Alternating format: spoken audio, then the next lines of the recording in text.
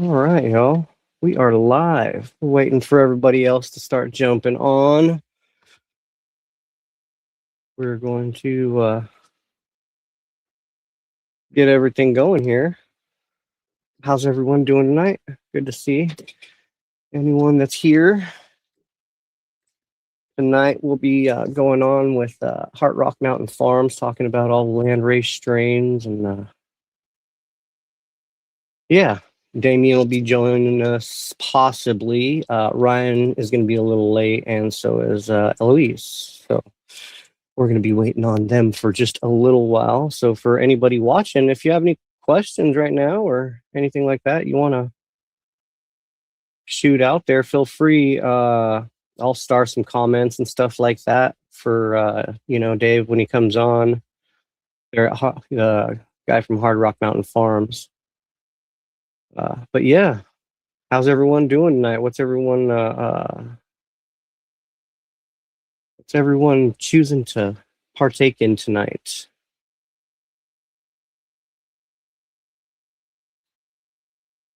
See, out to harvest. Oh yeah, nice. In Uzbekistan, that's awesome. Motor breath. It is a bit heavy. Hell yeah. Super dark purple. Oh, nice. Okay. Great tea. What kind of tea did we spray Underdog Seeds?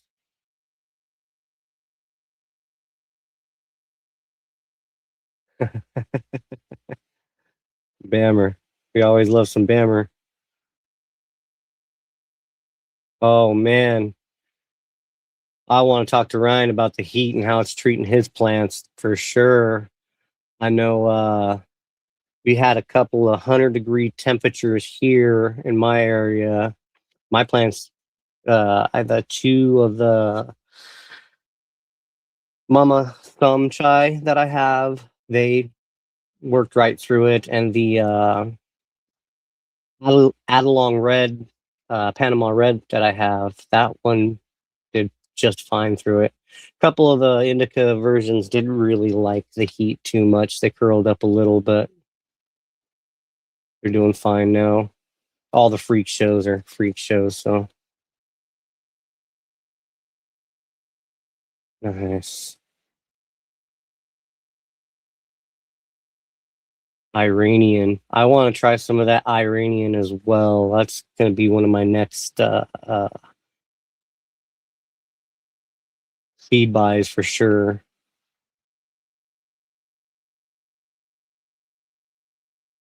Heck yeah.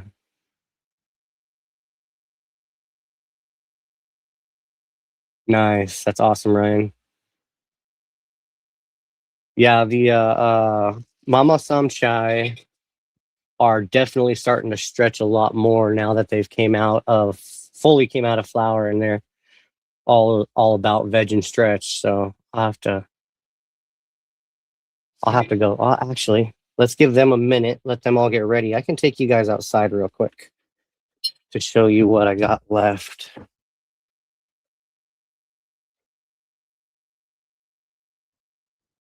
We did some. I did a lot of spraying. A little bit of sulfur, and then a lot of Lost Coast, Dr. Zymes, soap, and some alcohol and water treatment on these. So the bottoms aren't looking too good, but the tops, let's we're gonna go here. Oh, let's go there and let's turn that. There we go. So you can see they're not looking too bad. They're coming back real nice. They did get pretty tall. That one's about 7 foot. That one right there. This one's a little worse for the wear. Probably need to feed them a lot more because they're in pots still, but not too bad. So, and then you can see I've got the LA Kush cake. That one is doing well. And then over here is that rest of the Panama Adelong that made it. So we're still spraying that one down. As you can see, the trees in the back, they did still have some issues, but I got dragonflies everywhere, bees, wasps, all that stuff going on. So not too bad. Not too bad. We're pretty happy with what is all going on there right now. So you just got to maintain.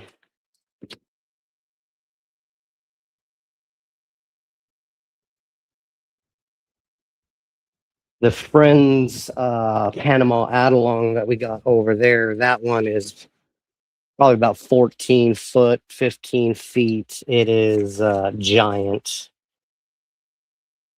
Uh, Eventually, I'll have to get, if I can, get pictures of that one, but we'll see. We'll see.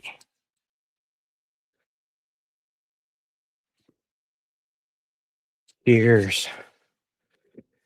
Man, the ties actually really, I'm finding really, really love the heat. It seems to be the more narrow leaf varieties love that heat. I know that the Afghans are often in that desert. I guess that'd be a question for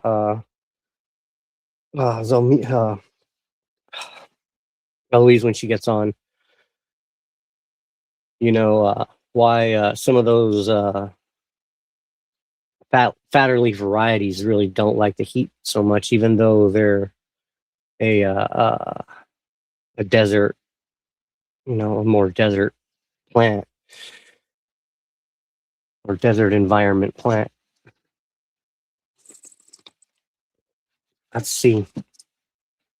I know Kevtron wanted to possibly get a chance to come on and show his garden later. We'll see if we can get that to work out as well. Maybe we throw the link in the chat and see what's up. What's everybody smoking on tonight? Welcome from Thailand. The Malawi Gold in the mail. Nice. Florida Kush. Okay. I know the Kush varieties tend to be more humidity tolerant. They tend to deal a lot better with the humidity and that pressure from the humidity a little bit better. Family Island skunk. Okay.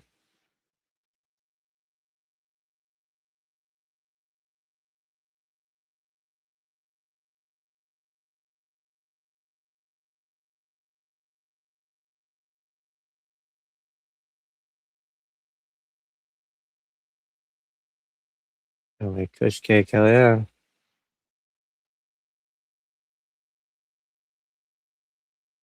Yeah, my LA Kush cake I got from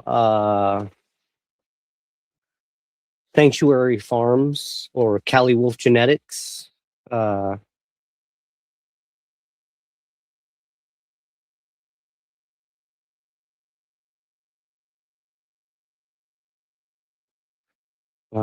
okay.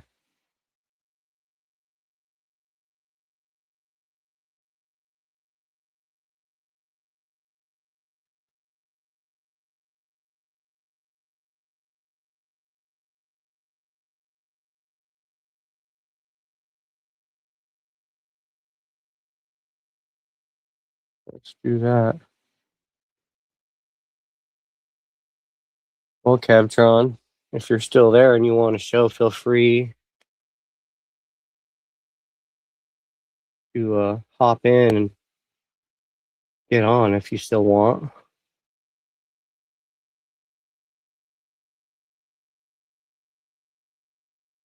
Tree and chicken waffles hash. Hell yeah. Chemo tree, chicken waffles hash. Hell yeah. Hash is the thing right now. We love it. We're loving some hash. I actually have a good friend who likes to do hash, who likes to make hash and stuff like that. Temple ball things. He's got some pretty good hash, and then got me to do some hash of my own. So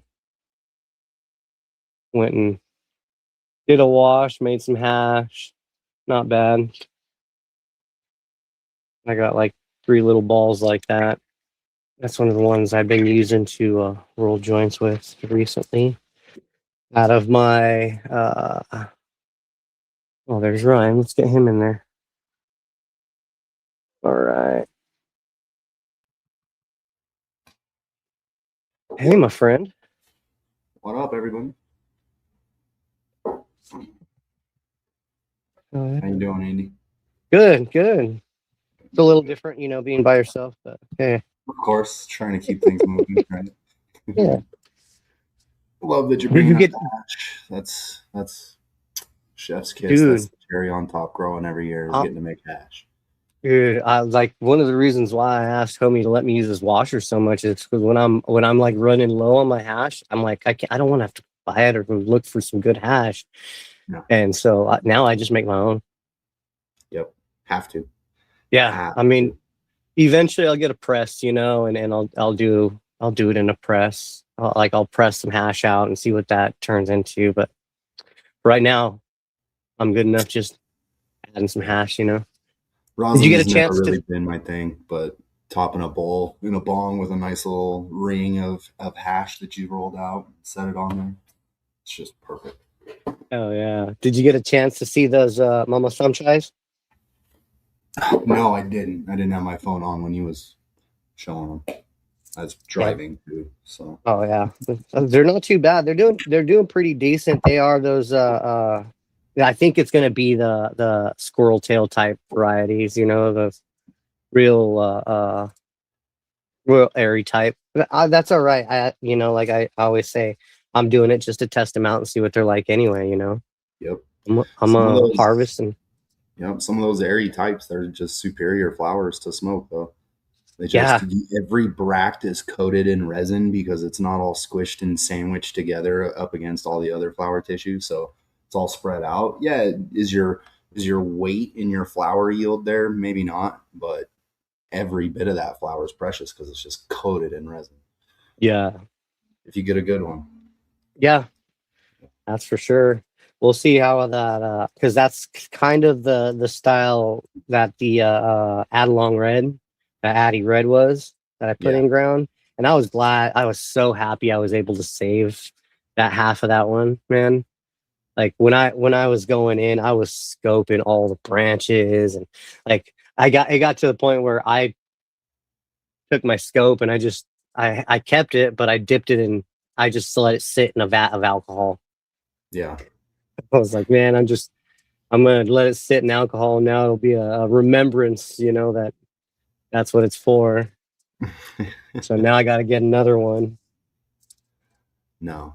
Yeah. No, people are asking and it seems like everybody's interested in hash. Like yeah, so Frenchie's definitely the foundation of my method. I absolutely for the most part use a 5-gallon washer. I have a 20-gallon. I just haven't set it up or had a need. I like doing my small batches.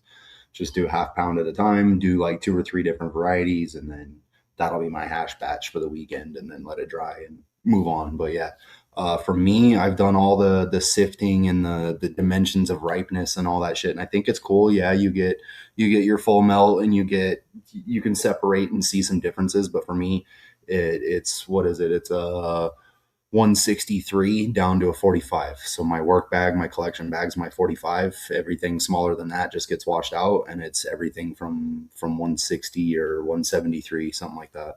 I think it's the 160. I do 159 to 45, and it's just Okay. I collect all of it and then I temple ball it. And I've even done the hot water bottle method, and that's not my favorite. Uh, it it works. I think it was more. I don't know. You get to see the process happening, but I prefer just in my hand. I'll start with like 10, 20 grams of dry resin and just start pressing it with my thumb and get it into a hard mass, and then just keep working and keep working and keep working it with pressure and heat, and it'll get softer and softer, and then you finally reached your full homogenized hash. But I've noticed maybe it was because I was working with some CBD varieties, but like I noticed when I was working with a hot water bottle, you can overpress, you can overwork your resin, where you're not going to get it to stick any further, it just kind of turns into crumble, almost like a Yeah. hydrocarbon crumble extract. You know what I mean? And so it's this real. It's super smokable. It's great, but it doesn't have that mass where it's like all stuck together and become one thing. It's just turned into this weird hash powder, and that I've done that a couple times. And I recognized that it was definitely overworking. I was putting a lot of pressure on it and really hot water constantly on cycle. Was not letting it cool down because the resin was a little bit stiff. And I think that was because of the CBD content too. But I also Yeah. grew the same plants and didn't do the hot water method, and I could get pliable. It wasn't super melt. It wasn't this real nice taffy, but it was pliable hashish. It wasn't a separated powder type shit or keef type thing. But Yeah. yes, definitely love my hash. I want to get into dry sieving. I think static tech is super cool. I've seen it. I've watched people do it. I've seen a temple ball of this resin that was static dry sift, and it just, I mean, fuck. They put dry resin in the turkey bag and just pushed it with some pressure, and just all of it just clumped together, and it just pretty much came hash like that. It was nuts. Didn't have And to hardly work the resin at all. That was some full melt, crazy, crazy resin. Great job seeing that. But again, that was at Frenchie's, the Lost Art of the Hashishin class. So it was after he had passed when Madame Cannoli picked it back up with Bell, and they were going around and doing the tour and teaching people how to do it, getting really hands on. I mean, fuck, I think that was a 6 or 8 hour day. We were there down in Phoenix. It was really, damn. really good. Really, really good opportunity if that ever happens. Or I know Bell's doing it. I know another one of his proteges is doing it. So they're still teaching people. There's a lot of value in that method for sure. Yeah, hell yeah. All right, we got Eloise getting ready to jump on. Well, I've heard the stage as well. Hey, how are you? Really good. Welcome, How are you guys? welcome. Fabulous. What's going on? It's been a great weekend. So Talking about got a, hash. Nice. Got my little... got a good. I Way to go. actually had a good PT visit today. Like I know it's a little off topic, but my back is one of the reasons why I use this as this plant as medicine. And like my back's bad enough that if I wanted I could probably get any you know pain medication I chose. I've been told that by my doctor. It's just a matter that I don't, I was a former heroin and meth addict. I don't want to risk falling back into that phase. And so like today it was pretty awesome to hear my PT guy, like he's like, so with what I'm feeling and what's going on, he's like, you're pretty much constantly in pain, right? And I'm like, well, yeah, but you learn to deal with it. It's just something you go through. And he's like, I gotta give my hats off to you. It's not easy to not take those pain medications and just smoke. But keep doing what you're doing. It's working. That's fucking awesome. So Yep. I just Now the medical side will come around eventually. The people, it'll take it. It'll be grassroots like everything else. So you'll have people that are hard nosed against it in the medical field, but they'll see recovery and results when people say, "Nope, fuck you," but you can still watch and monitor because I need to know my numbers. But I'm not taking your shit anymore, and I'm just going to do this, and I'm going to figure out the way to make it work for me. And that's how you change people's minds. So yeah, it's just going to happen enough times. And because I've had my own where I've been in for, had a big old fucking cut on my finger one time and went in and they were like, do you use this, any of this, any prescriptions? I'm like, no, none of that. And this was at a time where I was nothing. It was just cannabis. And so now I drink some beer here and there once in a while, stuff like that. But yeah, now back then it was nothing. It was just cannabis and all my numbers were perfect. Blood pressure, heart rate, fucking all this shit was great. My health was really, really good after many, many years of not being in good health, battling the insurance companies and the pharmaceutical industries and all that shit. And I mean, fuck, at one point I was on over a dozen different meds at one point, just trying to fix shit and then taking meds to fix the shit that the other meds were causing. And it's yep. just, yep. a vicious cycle once you get into that cycle, and man, it's damn near impossible to get out. Mm-hmm. So like that's one of the reasons why I chose just not to. It's like I'm Good gonna for you. use I have the ability to use cannabis. I'm gonna use cannabis. That's just it. Like Yep. Yeah, no judgment otherwise on anybody else. But yeah. when that's the path you choose to take, like that should be respected. That's cool. Well, me and my wife, like we're two opposites. She does not use cannabis at all. She's a nurse, Mm-hmm. you know, so she will not use cannabis because she could lose her license, you know. For sure. Yep. Yep. And so like our kids see both aspects of it. You don't have to, you know, you can get through life without, and then you can utilize in the proper fashion and not go above. And then they see my past, you know, where I did go above and beyond to use too much, you know, and so they get a nice well-rounded cycle of what it I is think that's to, good. you know, I think it's to good to inform your kids. Tell them that you lived life as a real human being, and right. it's fucking okay, but learn from it. Yep. Oh yeah. Eloise, right back. Let's get us back on topic. Yeah. Hash, where are you at? What's your hash game like right now? Better than usual. So I'm in Aberdeen in northeast of Scotland. So there's fuck all. The stuff I've been able to get is actually really lovely. It's made by some friends and it's made with love, and I'm really enjoying it. It's like a dry sift. It's been pressed.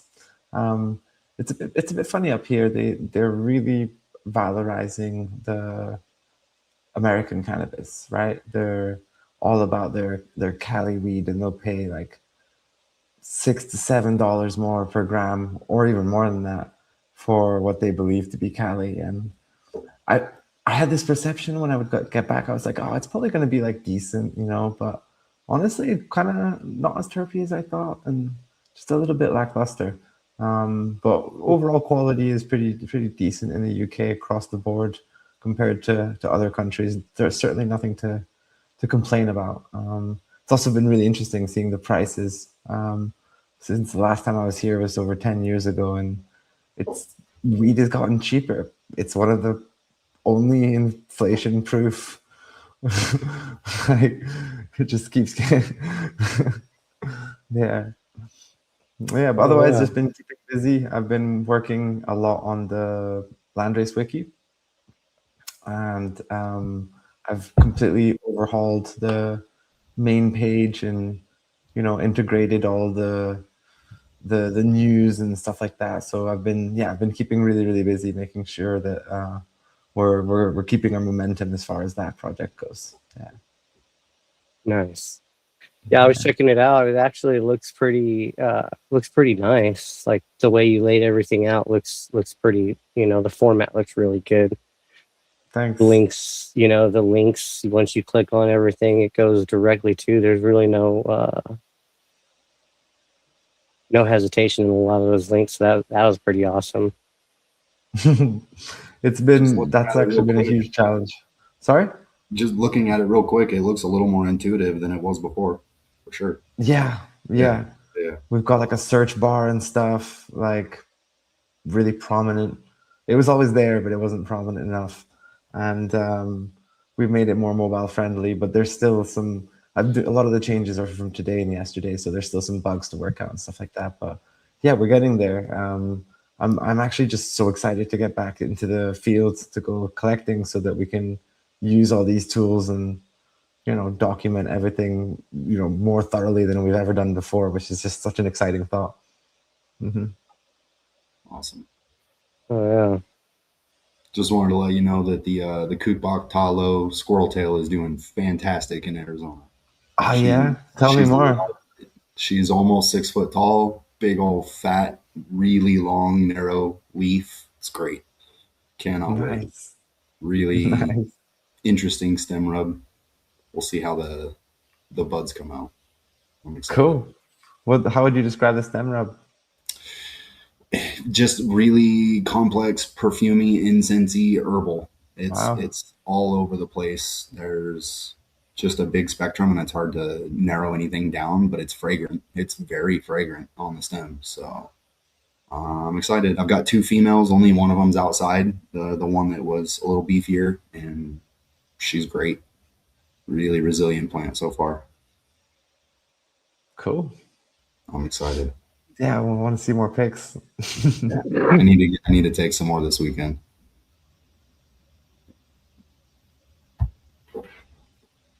Yeah, I've been slacking on my picks, man. This whole getting four kids ready or three kids ready for school is got me in a whirlwind these last 2 weeks.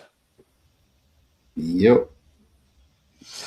So, what do you guys know about Indonesia? I wanted to talk to you guys about Indonesia today a little bit, if that's okay. Not much. Not much? Especially when it comes to herb. I mean, this isn't a test, by the way. I'm just sort of trying to. No, just don't know. Well, so Yeah, no. you know how we are kind of, even today, with our landrace searching, we're following the old hippie trail, right? Right. So the big stops like Kathmandu, Mazar-i Sharif, you know, so Nepal, Thailand, Bali, Kerala. And one of the places that was this very less well known is the island of Sumatra, which is in Indonesia. And it's essentially it's a really huge island. It's one of the largest islands in the world. And it stretches kind of north to south. So it's close to the equator. You don't have like hugely different climate, but you do have some. And there's a lot of volcanoes and stuff like that. So there's this one old volcanic lake called Lake Toba. And Lake Toba was a big stop on the hippie trail. And it still has like some sort of residual tourism even today. And so over the years, as I've been talking with people and researching about land races, it's a name that came up a few times. And I think that if you might have heard of Aceh before. Does that ring any bells? Aceh is spelled Aceh. And it's a very famous landrace from the very northern tip of Sumatra. And so the provinces of Sumatra, basically, like Aceh is like the northern one. And then as you go further south, not like the next one basically is the area around Lake Toba. And so Aceh is like somewhat well known as far as landrace goes. And that one's really interesting on its own right, because Aceh is like a super intense Muslim sort of area. Much more so than the rest of Indonesia, which is also Muslim. But this place is like kind of hardcore about their Islam. And they regularly crack down on cannabis growers there, but it seems to persist. While Lake Toba has kind of seemingly been forgotten. And so I was digging into it, and wow, there's just a lot of super interesting stories from back in the day. But I've seemed to found out already that it wasn't necessarily like a growing area itself, but it was a place where the hippies would go and get weed from the surrounding area. And so I found, like, basically, long story short, 2-3 new growing areas in northern Sumatra that aren't really documented anywhere except Indonesian news and police reports and stuff like that. And if it's anything related to Aceh and Lake Toba, we can expect like a pretty electrifying. In fact, a lot of people will say that the most trippy psychedelic high that they've ever tried is weed from Aceh. It's like super narrow leaf sativa from northern Sumatra. And Lake Toba also has some mysteries. So I heard a rumor basically, and this is one of a lot of the things I've read. This is something I actually heard like from someone, and they were telling me that when they were in Lake Toba in like the mid 80s, like maybe early 80s, like 82, 83 kind of time, that there were coffee plantations in the hills surrounding the lake, and that they were growing cannabis there that was very short, very squat, and very broad-leaved, which they remarked as sort of unusual at the time. and I don't know. I really want to track that down now. I really want to Huh. find out what's going on in northern Sumatra, because we've got basically four distinct growing regions in the northern tip of Sumatra, or in the northern sort of half of Sumatra, and at least one of them is legendary, and two of them have a fantastic reputation. So yeah, I'm really keen to check it out, and I wanted to sort of, I don't know, open up the dialogue to the chat a little bit and see if anybody had That's interesting. I heard see that. of yeah. So there was a huge tsunami in I can't remember the year now. Maybe someone in the chat knows what year it was, but it was the year that was it 2004? I think it was maybe 2004. And there was a huge tsunami, an earthquake and tsunami that affected the coast of Thailand and northern Sumatra and Sri Lanka as well. And yes, Aceh has been struggling, so it's really intense sort of military kind of rule, and they've got like Muslim sort of Islamic courts that are pretty hardcore on like caning and beating people and stuff like that. Like it's a really intense place. Like they certainly don't like people like me, that's for sure. And the whole area is relatively, it's resource rich, but people are very poor. And I think they've recovered fairly well from the tsunami, though. They got a lot of money from the Indonesian government and stuff like that. Like, but I don't really know too much about the subject. Yeah. Well, I wonder. So, well, a quick question: do you find that the broadleaf varieties tend to stay shorter in the hotter regions, or do you find broadleaf varieties that are tall in the hot regions? And how do you Depending. like? Do they generally do good, or do you like when the heat hits them? How do you see them react in those areas? I haven't followed too many broadleaf plants' life cycles. Mostly, I've just seen them like at one time or another, and I have to admit I've seen more runts and struggling plants than not. But there's some populations like sort of there's broadleaf hemp populations in places like northern Thailand and Vietnam.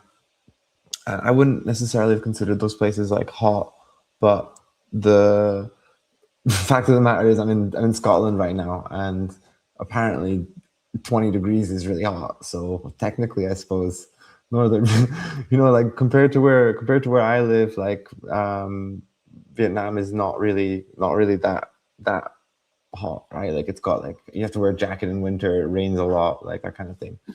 But I suppose it's technically hot. I don't know, man. It's a little bit of a hard for me to answer your question in much more than pretty vague terms, unfortunately, because like I said, I haven't seen any plants like sort of through their life cycle. Certainly, I've heard a lot of anecdotes like the there was two guys I know, or I met basically, who were dropping a crazy amount of money in the greenhouse seeds, not greenhouse seeds. One of the major seed banks opened up like a shop in Bangkok, and these guys were dropping like 30K on commercial seeds from them to go plant in Isan. And I followed up on the crop, and it just did really poorly because they were planting these broadleaf varietals and in such a hot like baking sun, like very. But so these Lake Toba plants, that's very close to the equator. They might be potentially adapted. They might be something that was brought by hippies, like before the person earlier than the 80s. Who knows? Okay. But it's interesting for me. I'm always interested in dwarf varieties. I'm always really curious. They pack a punch. They're dense and squat and discreet and easy to grow. And so far, I've only really heard of the Nepalese ones and these sort of Lake Toba broadleaf squat varietals, legendary squat varietals. Yeah, I thought it was a perfect run up, with those Lake Toby ones that you're talking about, because like I'm finding I scoped all of my plants because of what I was going through. And like my LA Kush cake is a wide leaf variety, but every time the heat spikes over 35, its leaves or above 95, the leaves curl.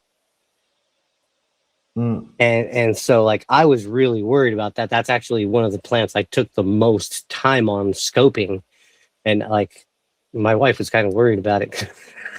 I spent an entire day out there with my scope on that plant trying to find him, thinking, oh, that's the problem. But it wasn't, they were curled up from the heat I'm finding now, and they're in ground. There's no fighting that their roots are nice and cool because they're under cover the ground. I don't have bare ground, I've got mulch and everything like that, and I deep water twice a week, so they're definitely watered healthy. And then I thought it might have been over watering, and so I did go a 3-day period without watering, and all they did was, yeah, that didn't help at all. They just got a little limp, and I was like, oh well, fuck, you need water. Okay. Yeah, I mean that it's all going to depend on every single phenotype, dude. Like every single plant's going to react different. I think even in hot, arid environments, there's going to be some plants that just don't fucking survive. Well, and I think that'd be a good thing to look, to especially you, Ella, to talk to you about it, and like be like, what if some of those varieties you're looking for are those broad, or some of the varieties you find are those broader leaves, and you can start to bring those to the market. That would be awesome to get you there and be able to see if you couldn't get some of that, because what would that, what do those type of plants bring to the market? What is the reason why that broadleaf variety works so well in the equatorial region? Why is it resistant there? What is bringing it there, and how can that help some of our stuff adapt? It's relatively cool. Again, it still would be considered a hot climate for most people, but it's relatively cool, and it's an upland area. And so those would be the area where you'd maybe assume a broader leaf varietal would thrive. Lots of rain. Okay. And then coffee plantation in Indonesia is like, that's clearly some sort of manufactured, man-made sort of landscape, right? Like that's not some native fauna by any means. Okay. Was your plant under shade, or was it full sun? It's full sun. Full sun. Yeah. Yeah. I definitely noticed that. Like some of the, like, what does that Kush cake come out at? Like it's a high tester, right? Yeah, they're high testers. They're a high tester, high terp, and it's a potent flower. And Yeah. a lot of those ones don't want to take full on stress. They were selected in an indoor environment where you've got a VPD swing that's relatively stable and controlled. It just had stable lighting the whole time, and outside is unpredictable. I've got plenty of cuts that don't do well outside, but I can grow them just fine indoors. They'll fucking rock. They can take high light. I can even warm it up quite a bit. But if I put them in full sun out here, they're just like, nah, fuck you. I don't like this. I'm not doing this year. So yeah, just happened. Yeah. My shit's always in the ground. I don't fuck with pots outside. So, dude. Yeah. It's such a pain in the ass. Like I said, those the mamas are taking quite a bit more love and maintenance than anything in ground that I have. So, I mean, it's not hard because I just top dress, and sometimes they take a little more. Like the other day, I had to do humic acid feeding, because they weren't really uptaking anything because it was just so fucking hot. Yep. And so I did a washout with some humic acid, and they actually started to stand up and show that they were happy. Like, okay, cool. Yeah. I mean, a lot of the plant's process is shut down above like 90, 95 degrees.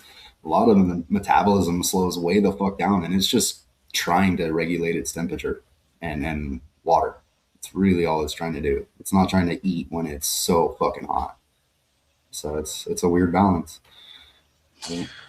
Almost every like sort of really good landrace growing area is some sort of combination of climate that an environment that leads to more humidity and lower temperatures, basically. Like, there are some plants that perform better in heat, that's for sure. But Mm-hmm. across the board, you grow better weed in that like sweet spot, right? Where you've got like a good diurnal temperature range and lots and lots and lots of water, because a lot of these plants that you see like for like feral plants and stuff like that in like lowland India, like in places like West Bengal where it gets really, really dry and hot, away from forest and away from rivers, like in the middle of the plains kind of thing. They get really crispy. They get like super, super, super crispy. Yeah. Whereas the plants that are grown, closer to rivers and stuff like that, like they benefit from like a more mild climate, and as a result, they tend to keep, they just keep their moisture better, and so they might be like light feeders and light waterers for you guys, but in some of these climates, they're not getting rain for quite long periods of time. The plants definitely, while being adapted, still suffer from them. And I guess relative to other plants and stuff like that in that area, they do consume a lot of water, right? Like, so in places like the Reef, for example, modern varieties are totally linked to increased water usage, and as a result, water usage, erosion, and stuff like that from increased irrigation, like the more fleshy, larger leaves, right? Like just require more humidity and just overall water to stay fleshy and leafy. Yeah. Okay. Yeah, I don't know. I mean, just my narrow experience with the Nawagaznis, they're not like really, really broad leaf. They're broadleaf and they're big leaf, but there's just so much leaf that's kind of what provides the microclimate around the plant and the flower so that it'll shade it a little bit. It shades the flower, shades the stem of the plant. It's just there's leaf everywhere.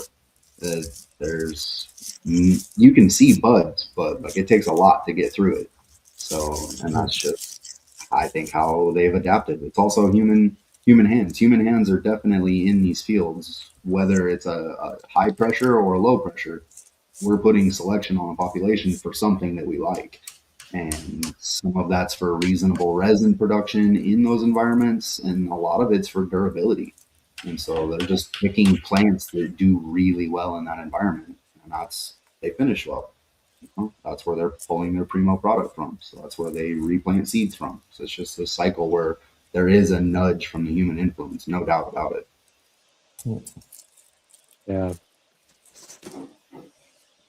And just like Eloise was saying, depending on what those humans have access to as far as resources with animal manure for fertilization, or mineral rich soil or organic content rich soil, whatever. But the plant will adapt.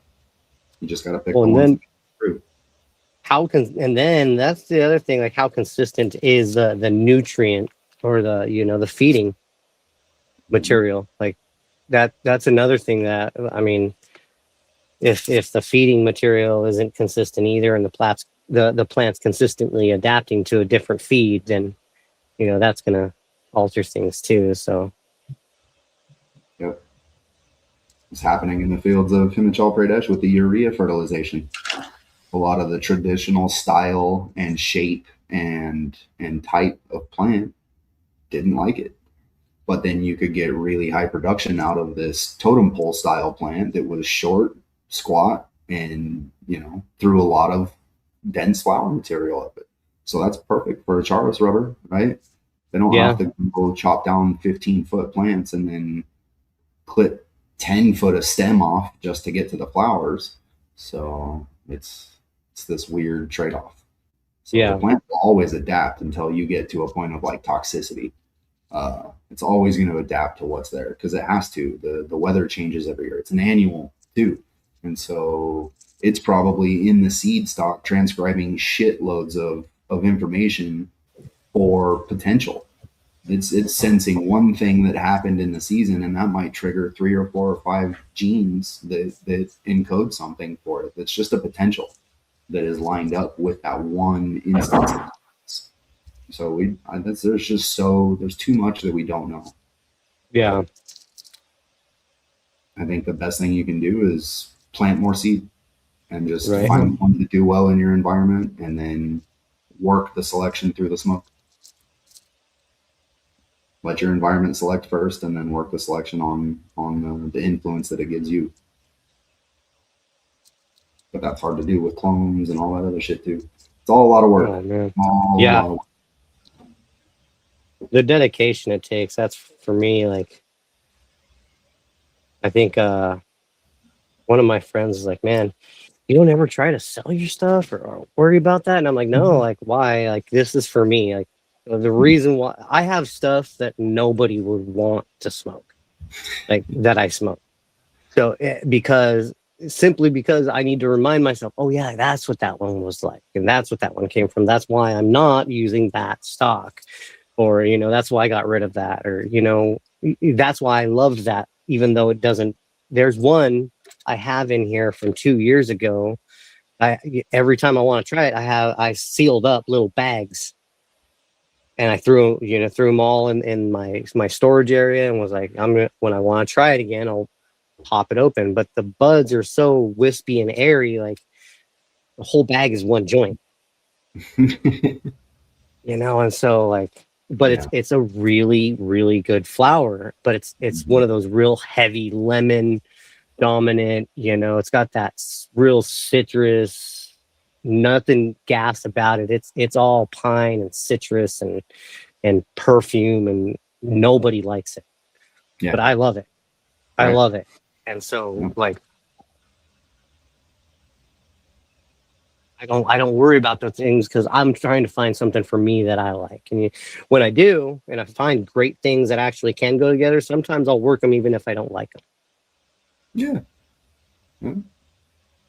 You're gonna have to work shit that you don't like in order to get to where you want to be, right? Yeah. You're gonna have to filter and sift through a lot of shit that you don't like. That's kind of the whole point. We're all trying to find the shit that we do like, and it takes, sometimes it's 10 plants, sometimes it's 500.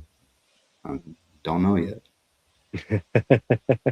I think I'd have a hard time going through like large field and picking just a couple of plants to pull seeds from. Yeah, I don't know. Not really. Yeah. You kind of just get drawn into them. You either get a whiff of them, and it's like it's close by and it's strong enough that you could smell it in this field of all this other shit, or just the look, the shape, the type. I don't know. You're just drawn to certain ones, and a lot of times, yeah, you're drawn to it, and then you get up next to it, and you're like, nah, never mind. I like that one. It's cool, but it's not what I thought it would be. And so it's just part of the hunt. But that comes with like these giant seed hunts too. Like, okay, I'm testing 10,000 seeds to do a pheno hunt. It's like, how the fuck did you smoke 10,000 different plants and fucking tell it different? How could you smoke enough? I don't care if you took a 1/4 gram snap off of each one. How the fuck did you smoke enough of that to find out? And so Cured and everything. yeah, you're going through 10,000 so that your sips are just bigger chunks, and it's like that's fine. It works. You'll find cool shit like that. But I think everybody's valid in finding something cool in a 10-pack too, because there's been some killers that have come out of a fucking 10-pack of seeds, and then there's 10 packs floating around and 50 people have them, and everybody finds something good. Those are the ones you really got to chase. Yeah, hell yeah. Those are the ones that I'm like, man, if I could get a buddy to give me one of those packs, or if the buddy passes me a pack, that's the one that goes in the storage vault, Yep. I've had one pack that did me really, really well, and that buddy got the plant back, and he did something good with it. So I was pretty proud of that. He was looking for something specific out of it and found it in my pack. Nice. Yep. And so, that was, I didn't like it because it was some creamy fucking candy, real, sweet. Like it's not my flavor. Like I like a little cream, but Just that the flavor of this one was not me. It was a great plant. It looked beautiful. It grew great. It had nice buds, but it just wasn't me. So when he was like, "Yeah, let me take it," cool, because otherwise I'm throwing it. Exactly. I don't have to like it, but if you like it enough to want it and you're gonna do something cool with it, fuck yeah, go nuts. Yep. Somebody Be About It Farms is asking the smell and flavor profile on the Nawagazni F3s. Yeah. So it's a really small, narrowed down window of Nawagazni open pollination selection that was taken from Indian Landrace. Kev did a seed increase, and I did the same. Kev said that out of his, he got mostly like a pistachio and nut cream kind of profile. I got out of mine, and a couple people said it was an olive oil note. So like the underlying flavor profile was like a rich olive oil flavor, and I agree. It's nutty and fruity a little bit like that, but it's hashy. It's they're plants built for hash, so they have that hashy flavor. Um, the number two that I made a nice selection with, she reminded me of like saltwater taffy, so it's just like that mellow, yeah, just saltwater taffy, however you want to describe that. Like it's a little bit chalky, but it wasn't offensive. Sweet, but not overpoweringly sweet, right? Not this candy profile that's going around. It definitely was not candy, but there was a nice touch of sweetness to it. And then the number seven, my wife nailed that one. She was sitting there smelling the flowers, and she's like, "Hold on, I'll be right back." And she ran into the, I don't know, the cabinet and got a little bottle of white thyme oil, essential oil that we had for a diffuser. And she's like, "It smells just like this." And it was like, yeah, it's definitely there, like white thyme. So it's that sharp herbal pungent right in your nasal. It was good. So just expect a big broad spectrum, but hashy. They're very, very hashy. Oh, yeah.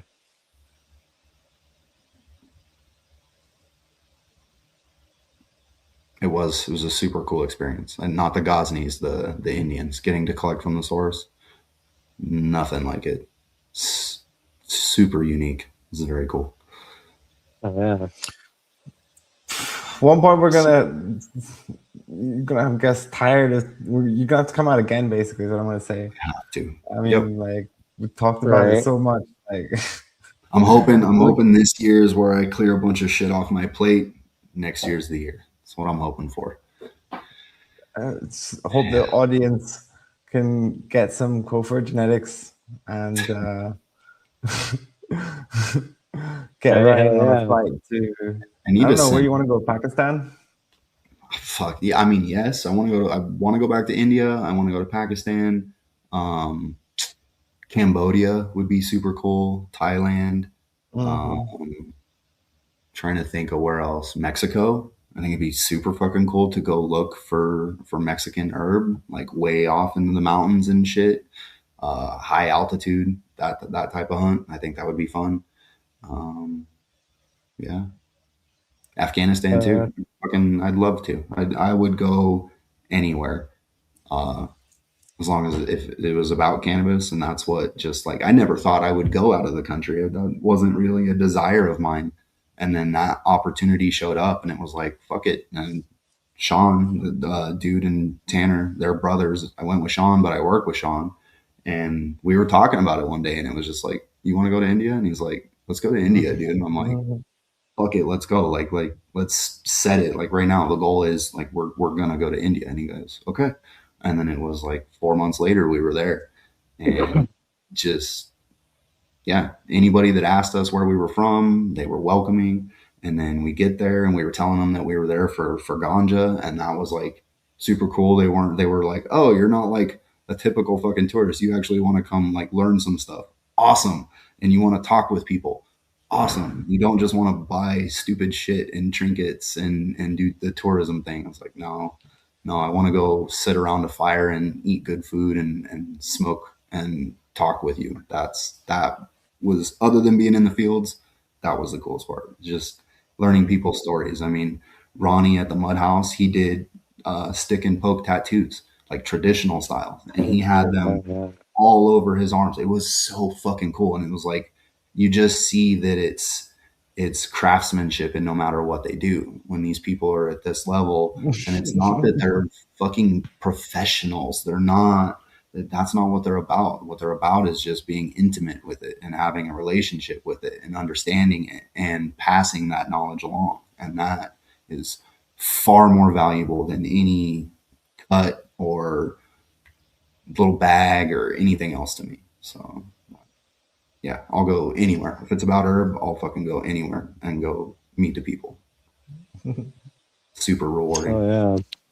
When you were talking about the Indian relationship to craftsmanship, I couldn't help but think of I saw this staircase once that was like duct taped back to the building because they had like separated off the building, and they'd like duct tape the staircase back onto the building.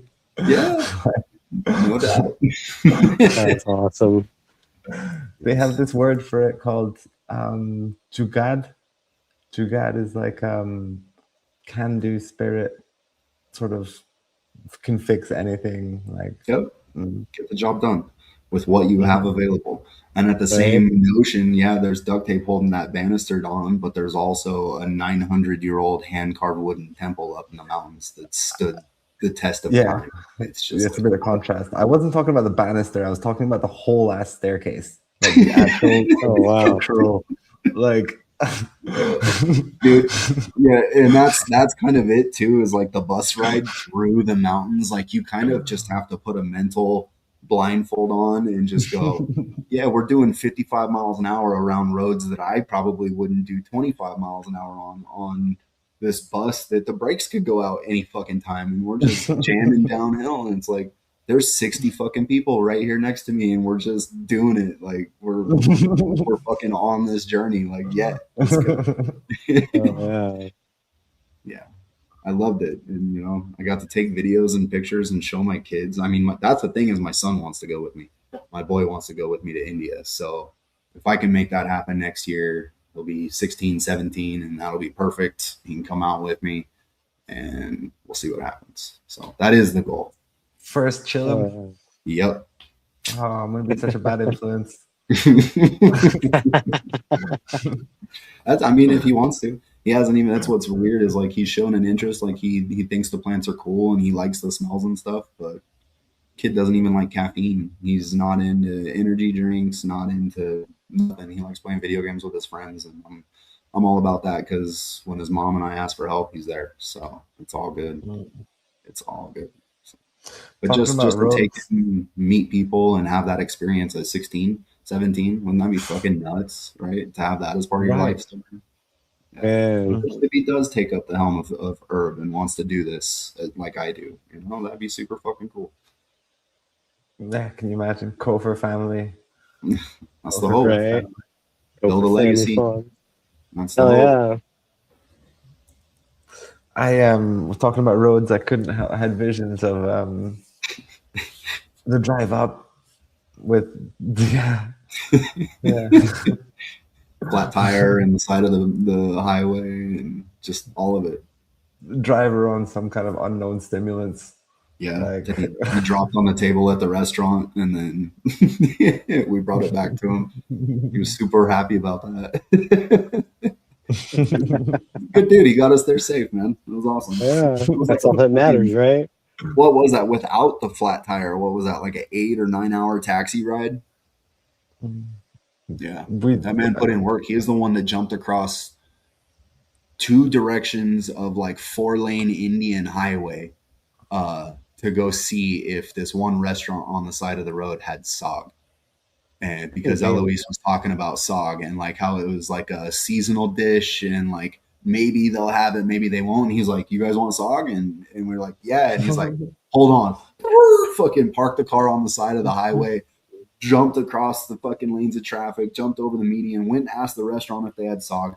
They do. So he runs back across the highway, gets in the car, drives all the way up the highway, flips the bitch, and then we get back in and go eat at the restaurant. Like, it was just, yeah, it was amazing. It's fucking amazing to just have all there was really bad flooding that year. Yeah. And when we arrived, they were just recovering from that, and they built some sort of bypass roads because the highways had been demolished by the rains and the flooding. And as we were going up, we'd already had like flat tires and just a bunch of shenanigans. And then as we got up into the mountains, I always forget the name of the place. There's like this little place. It's kind of like where two rivers meet, and there's like a bunch of bridges and highways to get. It's like super steep, like mountains in that point, like gorges basically. And we had to Was that take the Buntar? bypass up. Pardon? Was that Buntar? It Or was was that further up? no, it was way before Buntar, but it Before was on the Buntar. same road, same road. Okay. And anyway, the it's so close to the tip of my tongue. I'm like pausing, and I'm like, I'll get there, but no, it's not.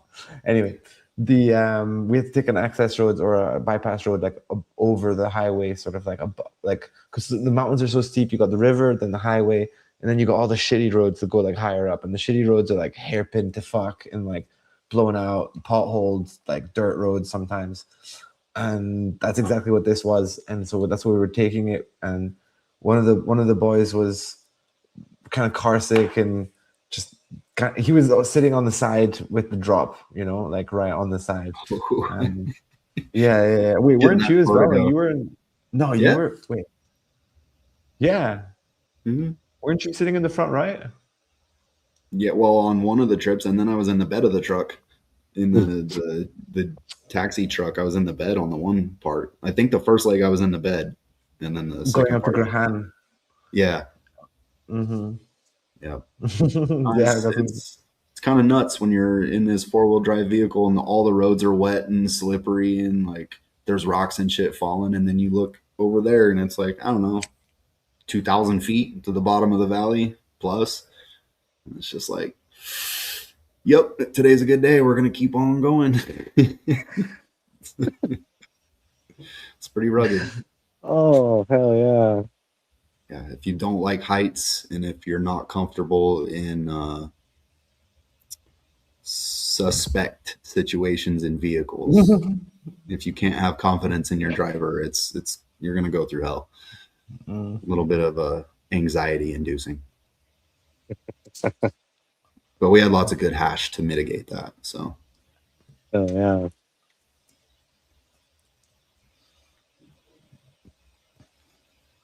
Is it bad? I was thinking of those Indian meme videos, like I swear it's like a psyop by like Pakistan to like no, I swear to God.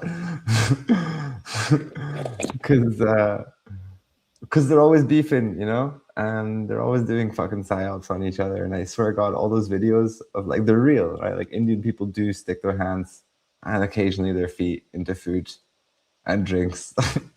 But when you were talking about like the intimate relationship with craft making, I was just thinking of the staircase and of the feet in the butter.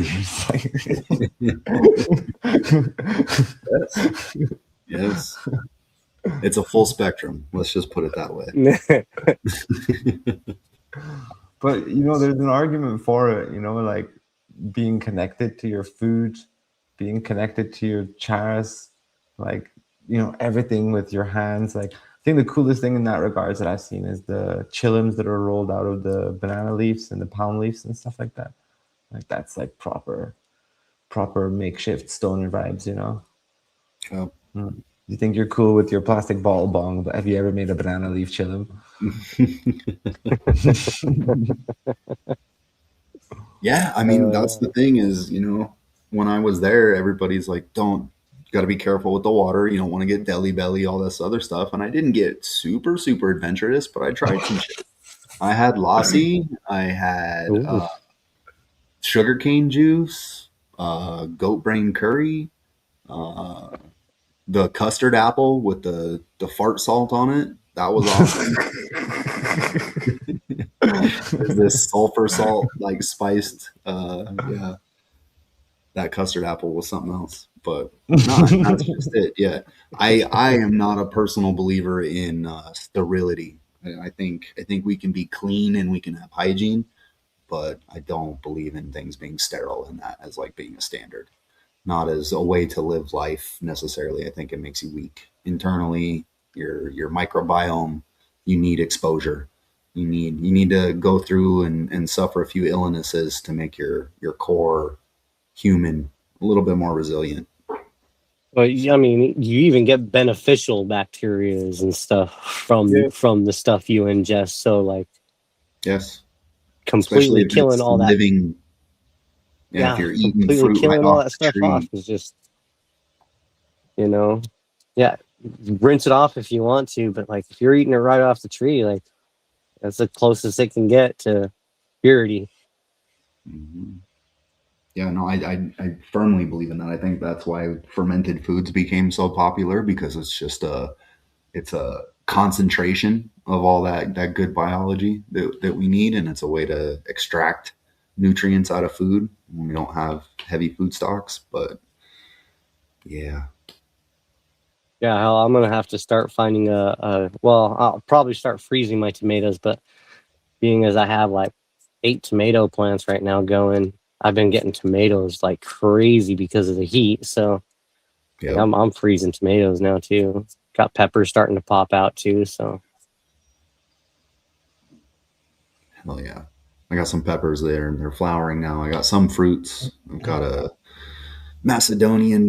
Reese Macedonian pepper. I got some fatales, some ghost peppers.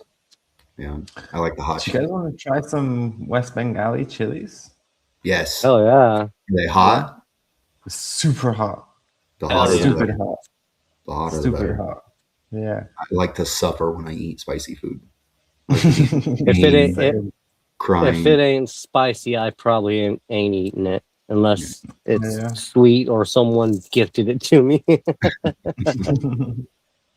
There's a variety called um, Dale Khorshani, which is DALLEKHURSANI, 2 words, and it's a small little round thing, and it's pretty much, I would say, a little bit, maybe a little bit more than like a habanero or something. It's really fucking spicy.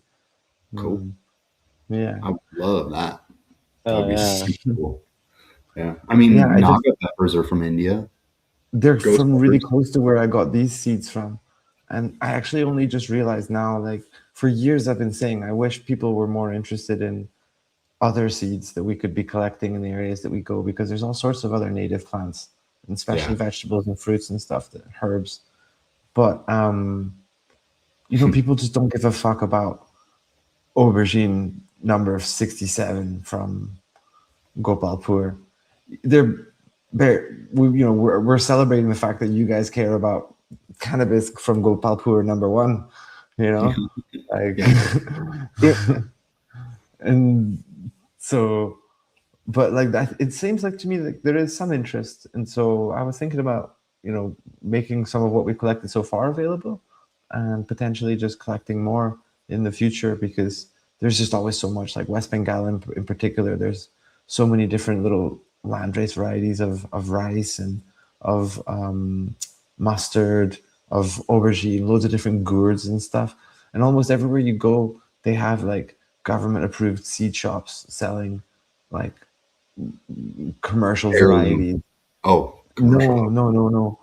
So Commercial. they're going extinct. They're Yeah, I being see what you're saying. replaced. And India is really one of the places where there's still so many land races and heirlooms within the food crops that they grow there. Right. But a lot of the crops are somewhat obscure, like, 'cause how many people have tried snake gourd, right? Mhm. Yep. It's really good though. Not in the beans that I got from Ravi, there were some actual beans, and a little bit of corn and some wheat. There was one wheat Oh berry, yeah. and that Ooh. that one wheat berry I grew into a plant, and it gave me like 60. And so I'm just gonna try and keep increasing that population of that single Indian wheat berry. Eventually, I'll make a loaf of sourdough off of like fucking 60 wheat plants or something. Yeah, you should do a YouTube challenge, where you like keep doubling it, like keep increasing it until Yep. eventually you're covering half the Midwest and Indian wheat. Yeah. Indian wheat. Oh yeah. Yeah, I love growing heirloom seeds of any sort. Like all my tomatoes are heirloom varieties. I got heirloom cherries, some that are like tiger stripe kind of. Got a beefsteak that's a heirloom variety from a local grower. The cantaloupes I got are from the cantaloupes and watermelons I got going are from a grower up in Nevada County. So, and then I got some artichokes and stuff from some of the farms I visited last year up there too. So, Oh yeah. If you like tomatoes, have you ever grown ground cherries or husk no, cherries? I have not, but I just started hearing about those this summer, and I was like, those sound interesting. They're super fucking good, and you don't have to do anything. They're a ground cover. They're basically a giant tomato plant that covers like 10-foot spread on the ground. And then at every node, you'll get a handful of berries that pop off. And like when they're ripe, the husk dries out, so you don't have to guess. It's just like they'll pop off in your hand, and they're fucking Oh, really good. Yeah. Mm. And have you ever grown goji berry or had goji berries? yeah, I've had goji berries. I got a I love goji. goji berries. Yeah. Yeah. I love, yeah, yeah, absolutely. Ganja's the gateway to gardening for sure. Right. Yeah. I was gonna- I've got I've got spineless cactus. I do, totem pole cactus and San Pedro's. I've got a mesquite tree that I harvest the beans off of. I've roasted the beans and made like a coffee and a meal out of them. Um, just all kinds of shit. I love it. It's fun. I'm trying yeah, to do more perennials. Got me into orchids and begonias. nice. Mm.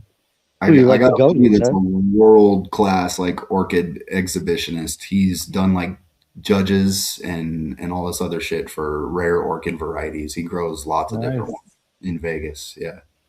Wow, cool. He's the dude that got me into reptiles, honestly. Not into reptiles, but like breeding for quality and how Mm. to do selections within the bearded dragons and all that Mm. shit. Yeah. It's cool There's finding out all the things people are into. Oh, beautiful. That's a Yeah, coleus? gorgeous. It's a begonia. Begonia. Yeah. Okay. Yeah, Mhm. I do. You can you can I also have a tell from coleus the plant sort too. of oblong leaf. Yeah, Sorry? I have a coleus too that I Nice. clone pretty often. Like this is a clone of my. I have two originals of the begonia, and so I have like probably 13 or 14 of these right now. Mm. I'm gonna start giving out because usually I'll give them to the teachers and stuff at the kids' school, Mm-hmm. and so it kind of I like to poke the bear at some of those locations and especially schools and like here's a plant, hint hint, you Yeah. know, remind the kids garden, you know. That was one of the funnest projects I had when I was a kid. We all got to have a little plot and we get to choose like 5 or 6 different things we want to grow and see how well we can do it. That was fucking vital learning. Why is that not part of every school? Right. You know? Yeah, we did that too. Recently, so the begonias and the orchids, we were really blessed in southern Thailand to have a lot of them growing wild in nature.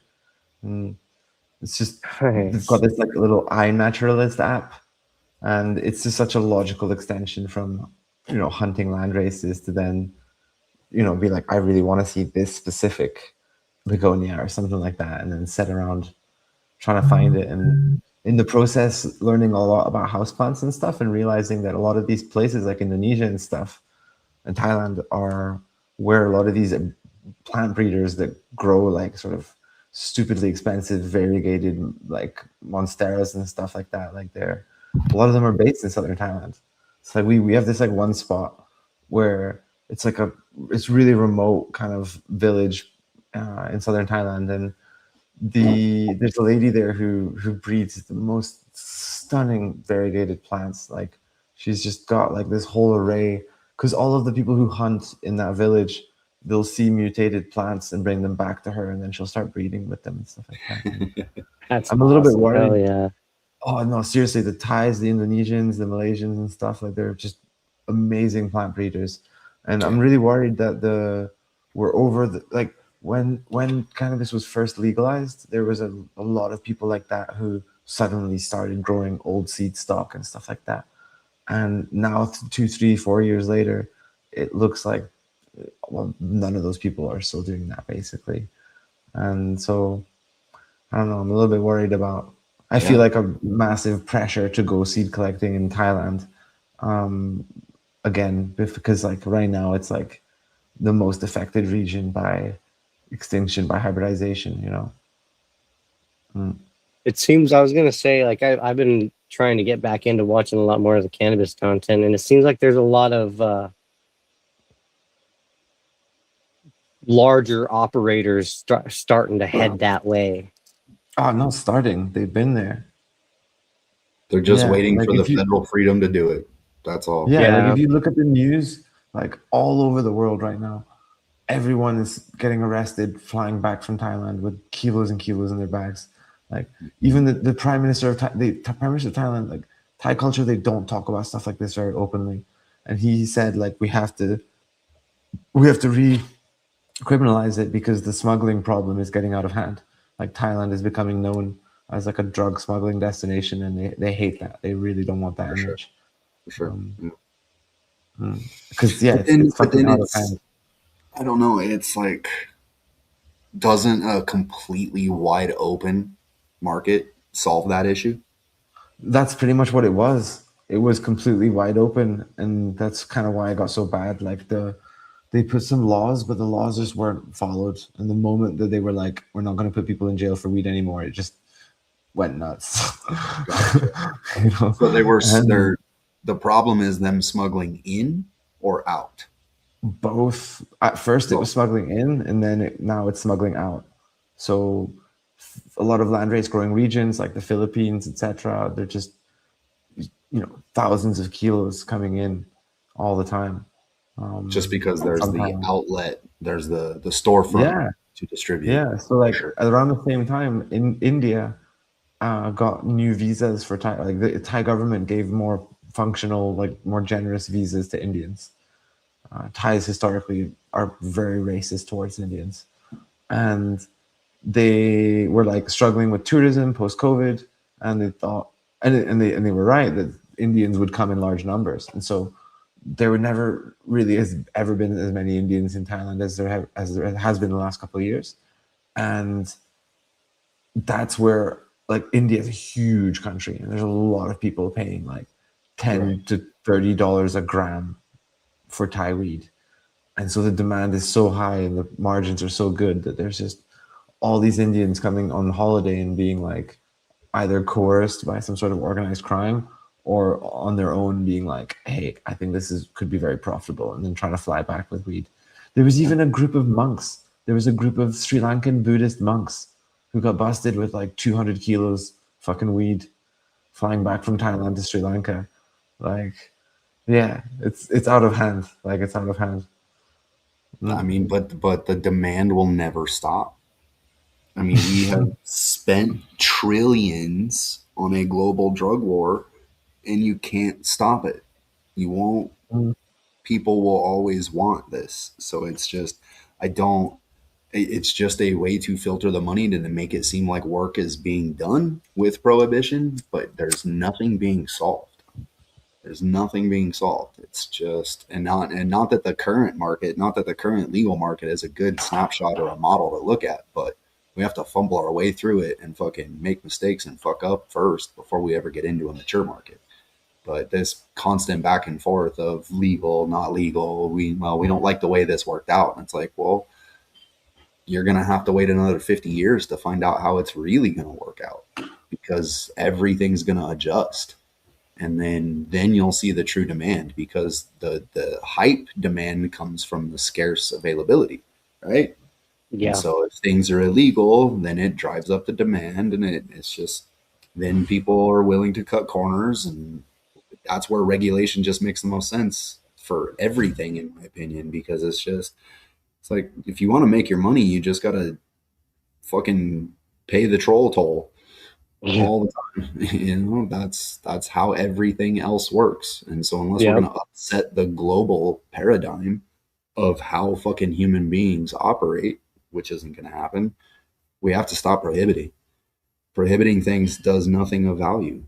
If it's something that's dangerous, then it's got to be open, regulated, clear, and concise about what can happen. And then that information needs to be distributed. And then when it's not dangerous, like cannabis, like the only dangerous element that comes with cannabis is strictly because of prohibition and because Yep. of the high profit margins. And so people are willing to cut corners and do fucked up, shady shit just because that high profit margin's there. What if your fucking pound of weed was worth $15 because it was everywhere? I know Yep. that's not desirable for people that make money off of herb, but I think that's eventually where it's going to go. It's going to have to. Yeah. Like a standard crop. Just be so prolific that You can just go get it at whichever farmer's market you choose to patronize. yeah. It's just like, oh, I like this crew over here. I'm going to go over there and go buy my herb. If you don't grow it yourself, or you can go get it at Costco. If that's the type of herb that you want, like that's going to exist too. That's what I mean. Like this demand hasn't gone anywhere in 100 fucking years. Like it's not going to go anywhere now. And it's only continued to increase. There's no watching it decrease. It's even, the funny thing is they're watching the demand go up for this as they're watching the demand for other things go down, and all it's done is consistently go up. Yep. Specifically pharmaceuticals and alcohol, which is a giant revenue generation machine. I mean, they're some of the biggest ones that we have. And that's why in many so ways, shape, and forms too. I mean, alcohol affects many different industries. It affects the healthcare industry. It affects the service and the fire, the police. That affects your local government. Like all of it's that interwoven into our culture. Yes. And now people are abandoning it because it's not the only option anymore. Exactly. And look what happens when people aren't forced to make a decision and they get to choose what they want. Yep. Oh, holy fuck. Shit changes. Imagine that. Yeah. I don't know. It's weird. That's why I think that's why we're all in our own spot. We're just doing our little thing, watching the world go by. None of us have enough influence really. We can just talk about it. And so the money is the influence. It's not language. It's not ideas. It's not passion. It's not culture. It's money. Money is the number one influence, and it always will be until we decide to change that. And right now, people are still using money and deciding that they want cannabis.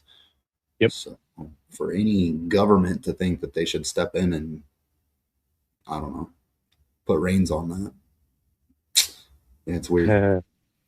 It's very weird. Yeah, you're probably not wrong. Yeah, right. Gotta be careful not to speak too much of the truth, because that's what it is. Comes in.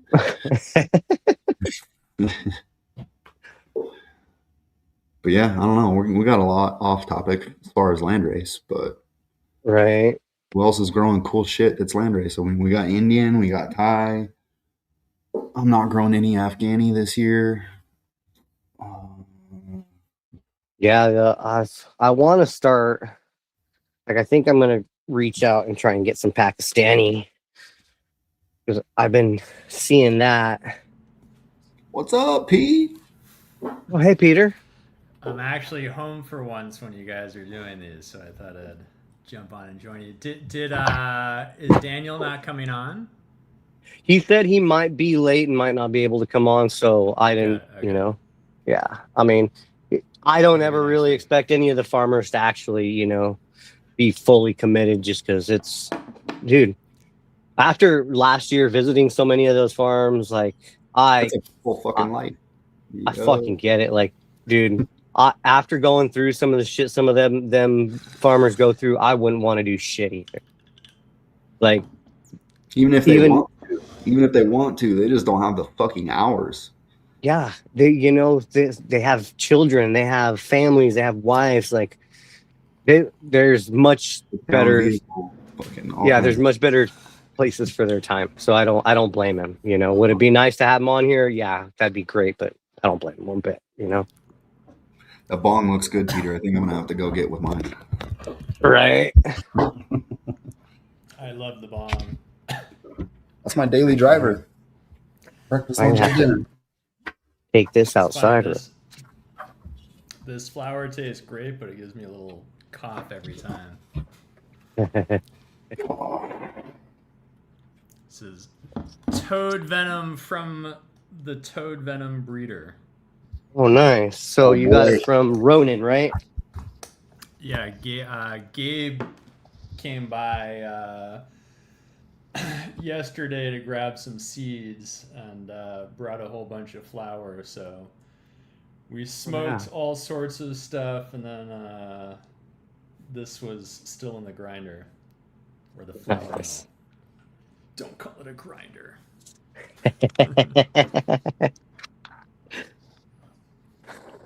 Has anybody found a good grinder yet? Does it exist?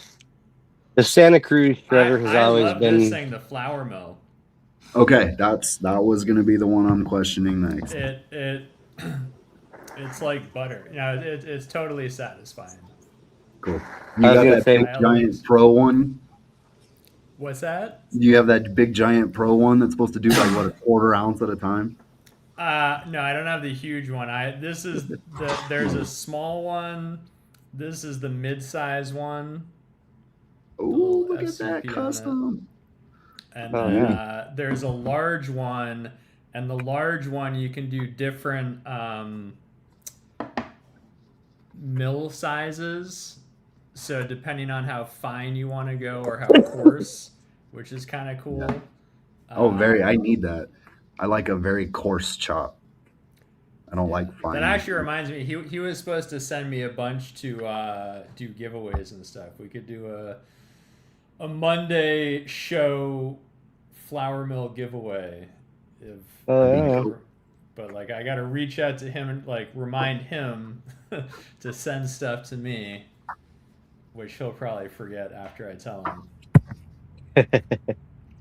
Herding cats. That's my life. So you're in Scotland. Yeah, I had to turn my camera off for a sec. Yes, the people had to make cups of tea apparently, you know, so I had to turn my camera off for a sec. Willie. It's cold as fuck. Everyone's freaking out, saying they're like, "Oh, it's 24 degrees. It's really hot," and like it's called taps half weather, you know. Like I swear to God, I'm like bundled up in 3 jackets, and there's just some cunt cruising around in like shorts. Like different But breed for up you, here. because you're used to Thailand. Yeah. Yeah. Now that's like my wife. Like, you know, we live in LA where it's never been cold. And anytime my kids go outside, my wife treats it like they're gonna die because of the brisk 66 degree, you know, morning, like whatever the temperature is.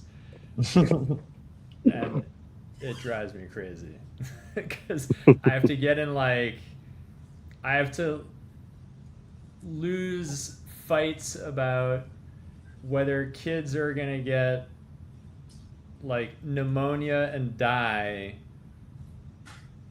from LA weather. And she's like, just always, the but most like that's temperate what place she's used there to. ever is, yeah. What's that? That's awesome.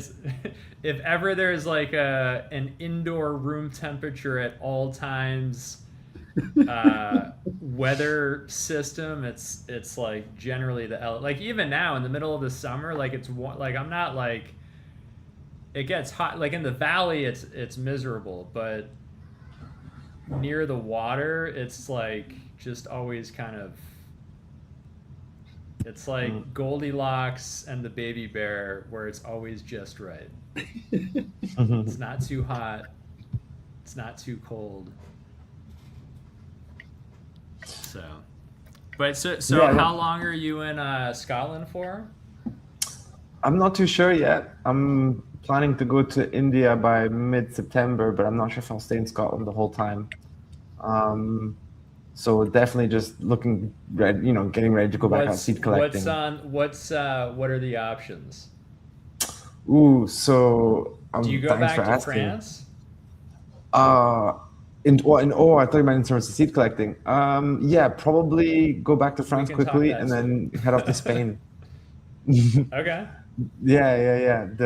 We're like in the midst of relocating our business, sort of legally speaking, and we've been talking about setting up a nonprofit and looking at how that's going to work and everything too. And the three options are basically France, Spain, and the UK. And most likely we're going to end up in Spain, but I had to come up here to check things out I would say Spain or France. I think. Right. It's the UK is actually surprisingly friendly for seeds. I didn't sort of realize that. They've got some pretty good legal precedents protecting seed sellers, but certainly I'd be better off climate-wise in Spain and probably food-wise and Southern stuff too. France. Yeah, right. Though I have recently discovered, it's going to sound so basic, but like strawberries and whipped cream, like British strawberries are very fucking good. And in Thailand, they cost so much money. In Scotland, I've just been going crazy. Like, it's nice, it's very like green and pleasant. You got raspberry bushes and apple trees and stuff. It's green. There's sheep everywhere. Like, it's pretty chill. I had one funny experience though. I went to like you ever seen that or heard that story, or that I've seen that sketch where it's like an American goes to Ireland because his like grandfather is originally from there or something like that, and he walks into the country pub, and 2 seconds after walking in, the bartender's like, "Your grandfather is still banned," like I had that sort of experience, which was just wild. Like I went to like a really small country pub in Scotland, and I walked in and it was just fucking silent. And all of a sudden, like it went from like really loud to just silent, and everyone's staring at me, and I'm like, holy shit, like we're back to Scotland, I guess. Like it's a really cool place, but it gets pretty like rural and farmery in the countryside. And right now I'm in the third biggest city, right? So like there's not a whole lot going on. Like I'm just visiting old friends and stuff, like it's the off season, and I haven't been back to Europe in so long with the time to I haven't been back to Scotland in a decade. Over a decade. I'm looking up Scotland because I'm totally there's Edinburgh, Glasgow, right? Mm-hmm. What's the Glasgow's third largest? Aberdeen. Nice. No. Well, no. Sorry, I'm more. I don't know. I feel like Aberdeen's been maybe in like period pieces Netflix stuff that I've watched. Oh, like Trump has a golf course there. The reason Trump hates windmills is because everyone hates Trump in Aberdeen. Like we hated Trump way before he was your president. Is that where his golf course is? Yeah. And so they built a bunch of windmills off the coast of his golf course, and he was like fighting tooth and nail to like stop them from building it. But they built them anyway, and since then he's hated wind energy and windmills. He's been taking it out on America. Oh, that's awesome. Yeah, there's like a whole history with him there. Like there's like a dude there who for years would he refused to sell his property so they could build the golf course. They built the golf course around his property, and he like flies the Mexican flag all the time and stuff. Like That's fucking awesome. That's awesome. That's funny. You could fly a Jeffrey Epstein flag. Oh yeah. That's fine. I that makes me happy that they heckle Donald Trump. Yeah, Oh, for sure. That's funny. Well, what about like Glasgow and Edinburgh? Like, are they fun cities to hang out in? Absolutely. If I had friends Especially in there the or summer, ties right? there, I would probably spend all my time there. Sorry?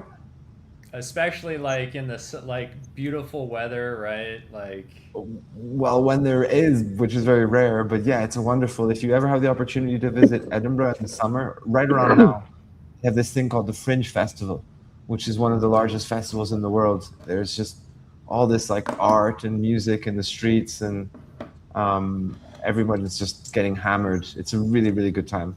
I, Americans in particular Scots. really, yeah. Americans in Full of particular seem to really enjoy the testosterone. Fringe. Yeah, yeah, come, come, come. The West Coast is beautiful, you know, all the seafood and all the rocky beaches and stuff. It's very pretty. And then of course the Loch Ness. But yeah, no, Glasgow's a really cool city. It's very like it's very much like working class culture. It's kind of similar to Bristol in the sense that there's like really strong arts and music, sort of working class culture. Wasn't Um, like Train Spotting and Disco Biscuits and stuff like that based out of Scotland? Yes. Yeah. It wasn't based. It was. Sometimes I tell people I was like, you know, because they're like, "Oh, what's it like growing up in Scotland?" And I was like, "Have you ever seen the movie Trainspotting?" Like it was pretty. Well, if you've seen the movie, you know, like you know the house that fuck, I can't remember the name of the character. The house with like the whole where they like all go together and like people like OD and stuff, and the mom like it's like, and then when the ambulance comes, you sort of see like the how all the houses are the same and it's all super fucking gray and like Yeah. you know how like Mexico has a Depressing. sepia filter, like some parts of Scotland have like a gray filter, and it's just gray and miserable and yeah, there's a lot of heroin. There's lots of drugs. But yeah, there's always been really strong working class culture, and there's always been like a really cool sort of like eccentric, like I don't know. I just feel like maybe everywhere in the world, but I guess I noticed this in the UK and specifically in Scotland first. There's like an underground network of like autistic like dads who like I don't know. Like I'm saying this because like my friend has like some sort of vintage car. It's like some ridiculous brand that no one's heard of from the 60s in the UK, like a Singer or something like that. Like you think they just Ooh. make washing machine. Yeah, it's like it's really good. And then this dude comes around and like he's like on his Sunday, he's like, oh, I just wants to come over and putter around the shed as it's called. So puttering around the shed means you probably know what it means, right? Like you just sort of like no, well, you just sort of like, you know, you just fix stuff and you chat shit and right, drink a right. couple pints, smoke some bongs, and fix an old car, you know, and like this, they're like passing on like hidden wisdom and like esoteric subjects like fucking trains and old cars and whatnot. Like, I don't know. I forget who I was talking to, but when I was in high school, one of my friends, her dad, had like a 1960s 911, and he basically, in his yard, he had a barn and he built a garage with a lift, and all the other people who had old Porsches would bring their old Porsches to him to fix.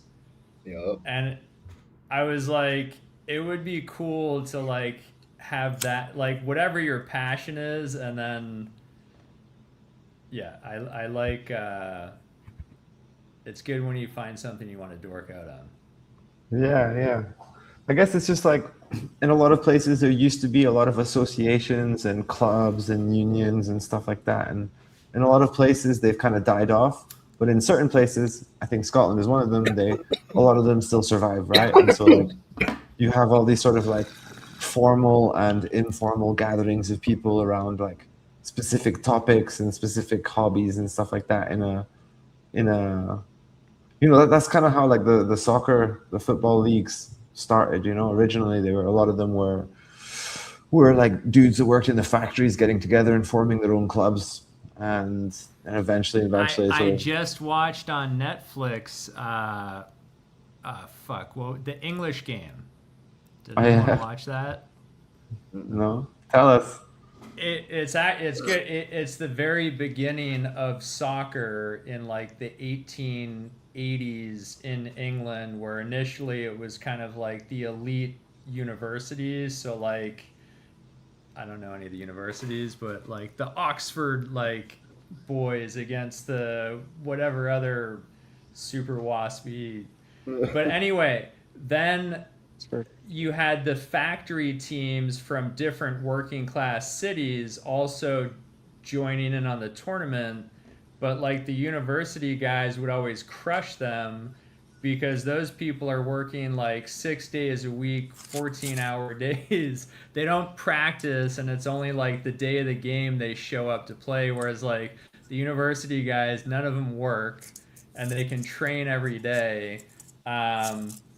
And then the very beginning of like buying players. So typically a team would be like people from that town, but then suddenly you had the guy from like, who like in southern England was from Scotland because he was paid by the factory owner to try to win the cup. So then like the university guys started freaking out because suddenly the working class teams were getting really good and they wanted to keep them blocked out so that they could keep winning all the cups. And so like there, the governing body was basically the whole board was all the university guys. So anytime there were like ruled things, they were the ones who got to make the rules and say like, oh, no paying players or no like anything to make sure that they could still win.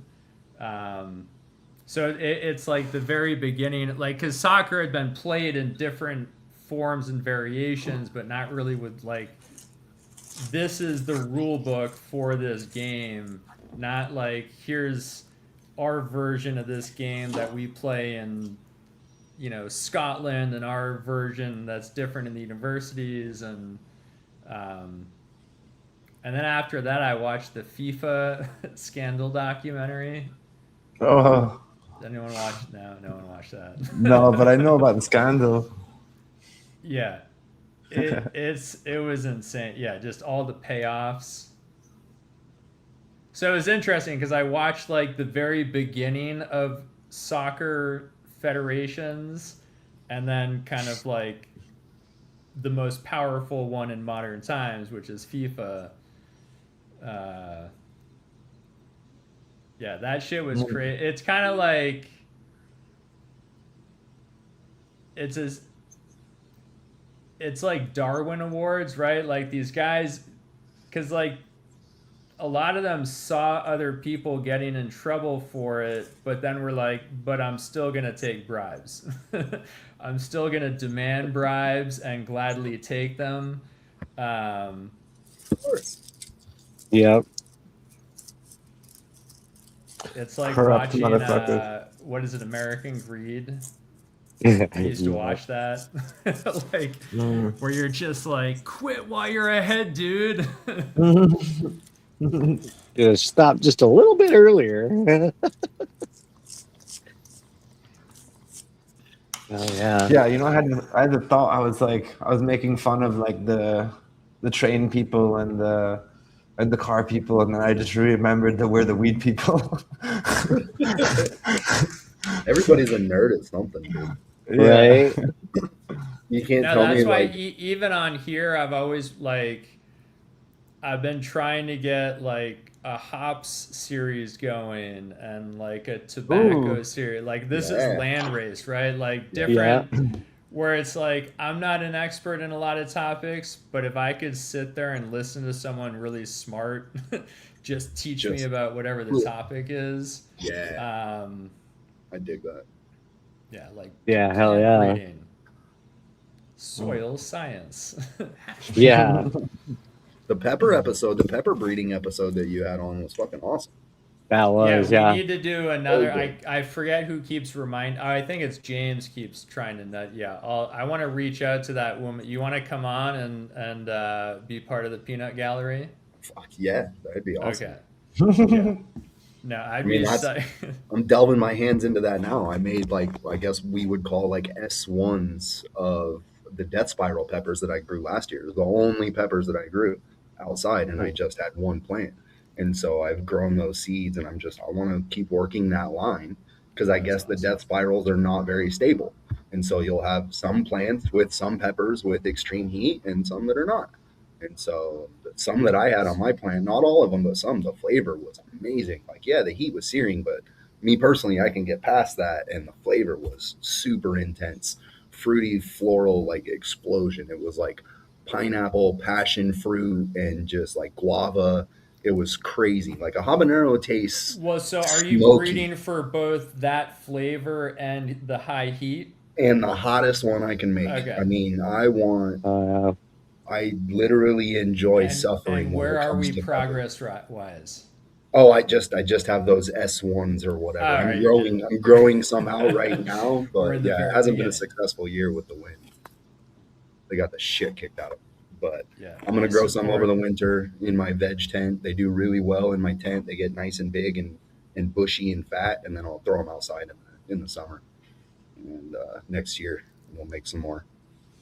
But Yeah, I'm waiting for my Scotch bonnets to get super hot because they haven't been getting super hot, and I'm trying to figure out what's going on.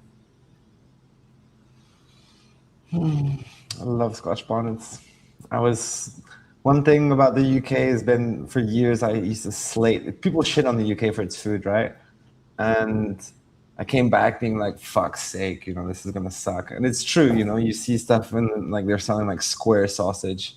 You're like, the fuck is that? Like, why would anyone ever want to eat that? But they but they do actually have like some really fucking nice ingredients. And recently it's gone so expensive everywhere else, and the UK has all these like buyers unions or something like that for the supermarket. They've kept the price down. Like, I was getting like habaneros at the supermarket in Scotland. I'm just really, really, really impressed with that. That might be banal for you wherever you live in the world, but in the country that invented haggis, like having super hots in the shelf is quite a novelty, and the price is just so low. Like, it's just crazy cheap. Like, yeah, right. fucking hell. That's the way it should be. Philly is blue. awesome. Love it. Nice. I'm not too familiar. Can I ask you guys some questions? Maybe I don't know if anyone would benefit from that in the audience, but like, what are you breeding for beside spice? Because like, I've only seen so many sort of they are terpenes, right? Like the primary olfactory components in chilies, isn't it? Like, what? Um, I don't know because capsaicin itself is a resin, but I think Yeah. it's also an alkaloid, and so I don't know if there's other alkaloids that are lending to the flavor profiles, especially in the super hots. I don't know that answer. I'd love to pick a pepper expert's brain, but I'm You sure know what's there's what definitely what's terps. actually what's going through my head right now is what you're talking about, what you're looking for in breeding is what she deals with in the commercial market, where like the additional thing they're breeding for is ease of like picking at scale, Yep. whereas like us, we don't really care about that. So I'm just Right. thinking like the added like things you yeah, I'm just glad I don't care about like because that is crazy. Like it's like the guy who came on to talk about the poinsettia, where like its origins, whereas this gangly Mexican shrub that doesn't look special at all, Right. and then they turn it Yep. into this like iconic, pretty thing. Yeah. All with human selection. Yeah. Yeah. Yeah, and with the peppers, I know a little bit, but like I know with the super hots, you want more of the pith. So the white fleshy part that holds the seeds, the membrane, that's where most of your capsaicin production is at. Yeah. Uh, but then, like you were saying, Peter, ease of harvestability, that would be like an abscission point, right? Just like on an apple stem or a trichome head that we've talked about. So you could select for that. And there's people that select for red petioles or stems or whatever you would call it on the top of the pepper. Yeah. I think you can select for all sorts of different things, but flavor for sure. Surely a smaller or a more significant abscission point would contribute to more like loss of fruit from like wind and stuff like that, no? You would think so. I would You assume. would think. Yeah. But maybe there's a degree you take it to where you're reaching your optimal return on commercial harvesting methods without losing too much. What's It's the leaf coverage or the vegetative coverage that's hindering the process too? yep. Yeah. And just I'm glad. productivity. Eat like the flower sites. You can breed for a more productive plant. And some of the more dwarf varieties like Thai chilies and some of the really small ornamental chili peppers that you see, they're just bred for production. It's just produce as many fruits as possible. They don't give a shit about flavor. It's just colorful fruits because it's an ornamental pepper. It's not really Yeah. used for cuisine. What I really like is like, so you've got like the tropical flavors that you get in the Scotch bonnets and the habaneros and in some of the super hots, but like for me the ones I really like is the ones that have like a creamy note on top, and mostly find that in Scotch bonnet and a little bit in habaneros too. Mostly the brown habaneros. I really love that in food. Yeah. But I wish someone could explain to me like what the range of diversity of flavors is. Like, is there more than that? Because I'd love to know. I'd love to taste it. I mean, there is a very wide hundreds of pepper varieties. Yeah. Oh. There are a wide variety of peppers. I love growing peppers. I have them with tomatoes. The tomatoes and peppers for me, they go really well together, obviously, because I love to make salsa and shit like that. Yeah.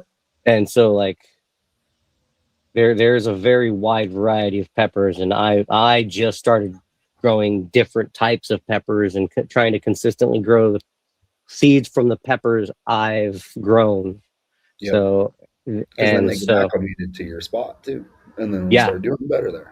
Yep. Yeah, the ones actually these bell peppers that I've been growing consistently for the last 3 years, like I've pulled them from the bell peppers, and they're just getting sweeter and sweeter. Like they're acclimating more and more to my climate.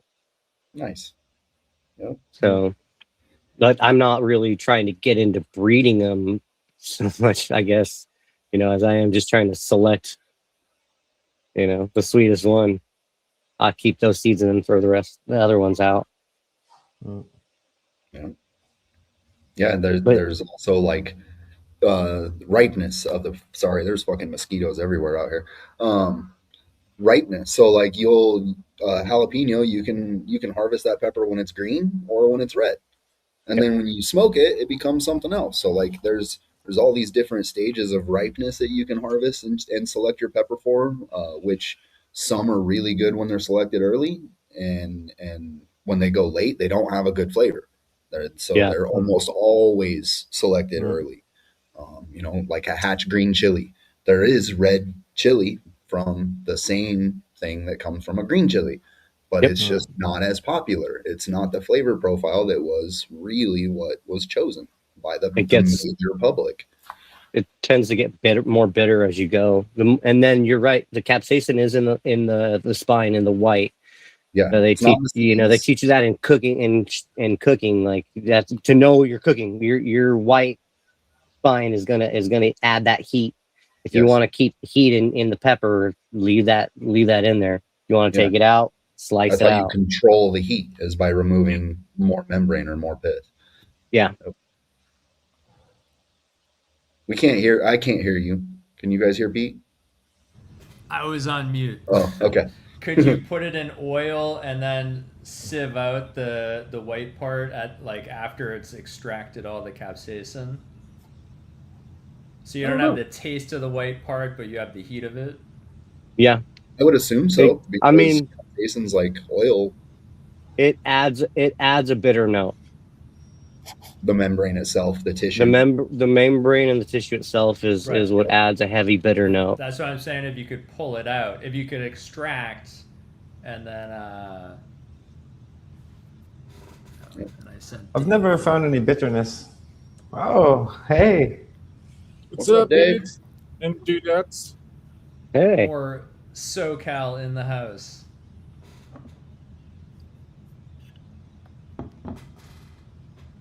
Yeah, that when you get like if you ever have like a salsa that's got like a slightly bitter hint to it, and you'll never get like a heavy bitterness from a jalapeno, at least in my opinion. But if you get a salsa that has that slight bitterness to it, it's more than likely they used a lot of that pith in the salsa. They didn't cut a lot out. They just pulled out seeds or whatnot. And even sometimes they'll cut the whole thing in there. So it really just depends. Muted. Peter's muted. Southeast Asian. I wasn't talking. Southeast Asian namprik and sambal, if you've ever had that. Different variants. I think that's probably one of my preferred methods of consuming chili, and it's pretty similar to salsa. It's like kind of Southeast Asian salsa. And those dishes, that category of dishes, specifically the namprik in Thailand, that's what they use cannabis in food for. One of the main applications, right, is grinding up the cannabis with other vegetables into like a paste to then use as like a dip. And instead of like salsa, instead of corn chips, whatever, they use like slices of cucumber and slices of raw aubergine and stuff like that. Yeah. Sounds awesome. Do they use the flower or do they use the leaf, or both? The leaf. Okay.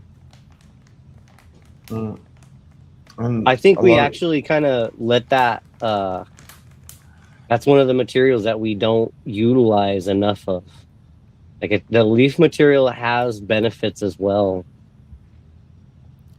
Well, didn't Kevin always talk about that? Didn't he used to always juice the leaves and give that to patients? Yeah, I've heard of that.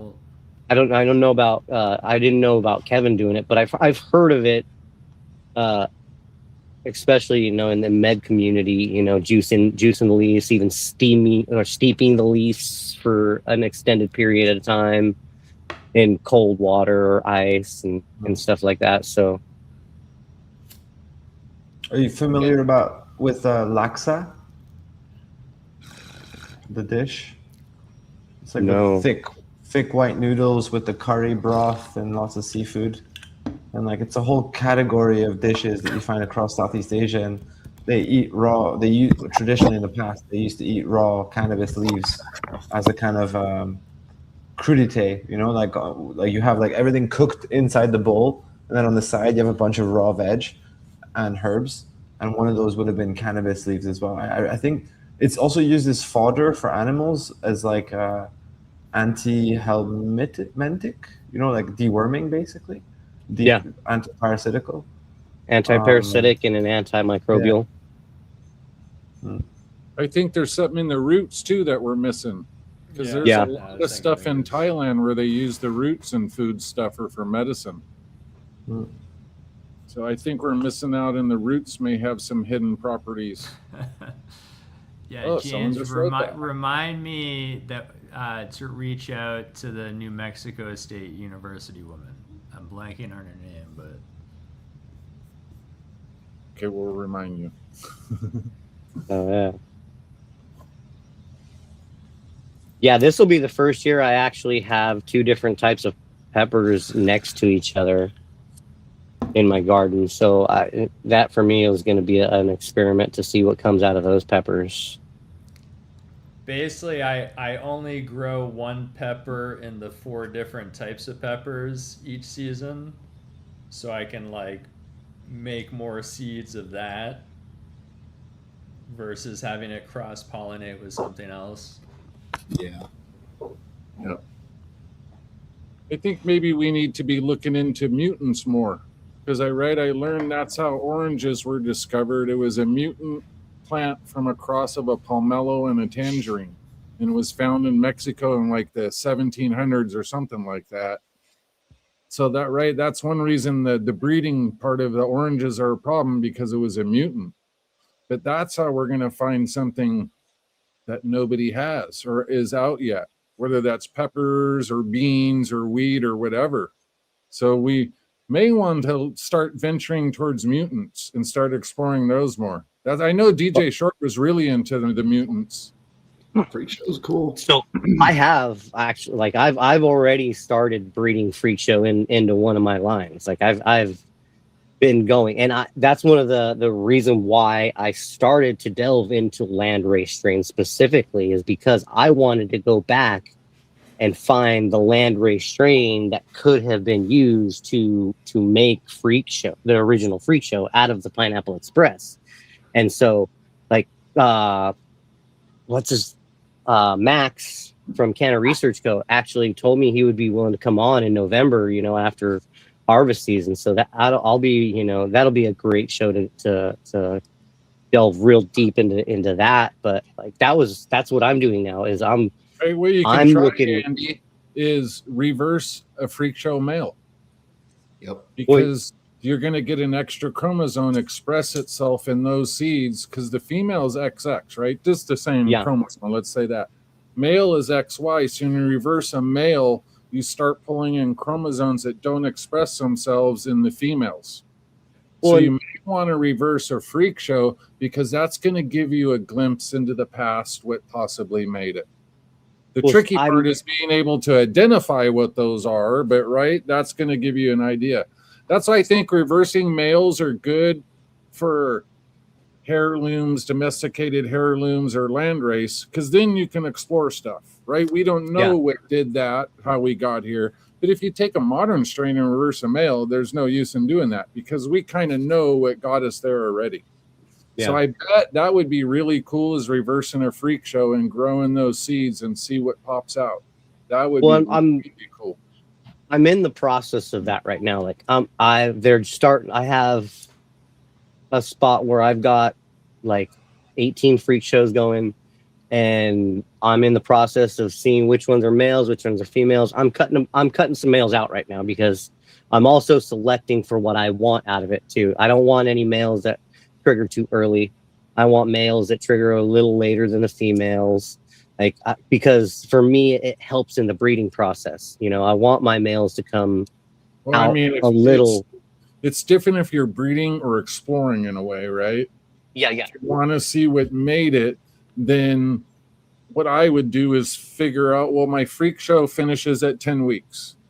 I grew these seeds, but I got some males that are really quick. They're like maybe 7 weeks. So I'm not going to use those. I'm going to try to pick something close to the 10 weeks and not so much longer.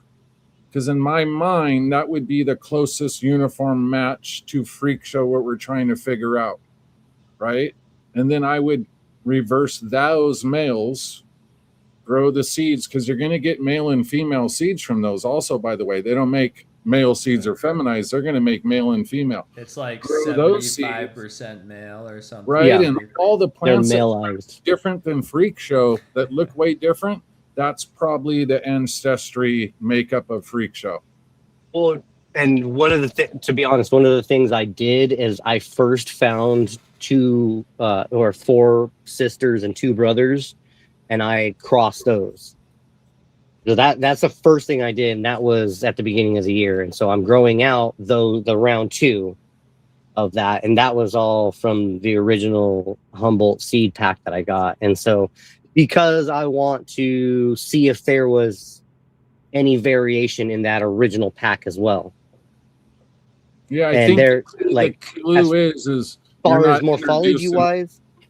Right, you're not introducing anything foreign, so you can use any of the Freak Show males if you wanted to, right? Because they're not really. I wanted to see like leaf morphology wise. If it stayed consistent leaf morphology wise and growth wise, then I know those are 2 traits that are stuck. They're not going to change. There's no difference. I know those are dominant traits. So now I'm looking for those recessive traits. Those, the Y split on its own. The longer internodes off the main branch, those kind of things. And right now I'm the male and look for that in those males, and then either reverse that or cross that to the Freak Show you like, see what those offspring come out. Did it lock in? Did you get more of what you wanted, or is odd stuff popping up now? Right? That's a way to hunt through, still do what you want, but also kind of hunt through and try to find the subtleties that might be the connection to the freak show. And then you might be able to learn how is that freak show exhibiting that trait, right? Because some of the plants might just do it a little bit, where some may do it more than others, right? And then you can go through and play with those back and forth and really home in on what you want. You know what I mean? Yeah. So I think freak show and old stuff, reversing males is a super good idea. Really good idea. So freaky, I've heard that too. I don't know, for like, I've tried to watch as much as I can on it. I haven't seen Max or his dad say that. But I've heard it as well. And so I've reversed males. The 82 tie. Freaky said that the freak show came from a reversed male line. That's because that genetic makeup is still in that, right? It's still in that DNA helix. So, and that would mean that the males carry that well, and so it would actually explain for me. So that explains why my cross to my hybrid, to the hybrid I've been working, that the majority of those came out with the mutant leaf variety. I probably have, I would say 30% of the crosses I did on that F1 came out with a standard, regular kind of style leaf, but the 70% of the plants came out with the freak show real, with the penate. Yeah, what leaf.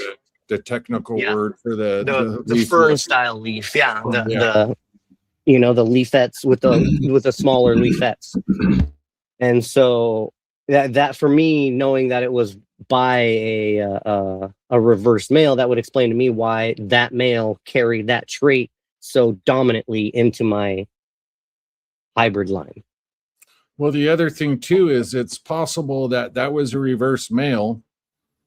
From that reverse male, they found that particular female. So it's got that set of chromosomes, right? And then they crossed it with their freak show male, and that helped lock in those traits, those chromosomes. And that's probably their baseline for the whole line. You know what I mean? And you could do the same thing, but you could reverse a male and pick a plant that doesn't have as many of those things on where we call those. Or maybe you find something that has way more than the typical freak show. And then you would take that and back cross it to your original starting of that, and that would help lock it in. Yeah. I mean, that's how David Watson did all the THCV lines. And it was a shortcut to lock in the high percentage THCV lines. He took a male and female high THCV line and another one, grew those seeds, picked out the females that tested the highest THCV, reversed those, crossed them to each other, got the highest THCV from the reversal cross, took it back to the parent that had the highest THCV male, and that locked in the whole line of a bunch of THCV high plants. So there is a shortcut to lock in what you're after. And that's especially something so visual like that. Female plant to reverse the female plant, find the one from that, take it back to the parent.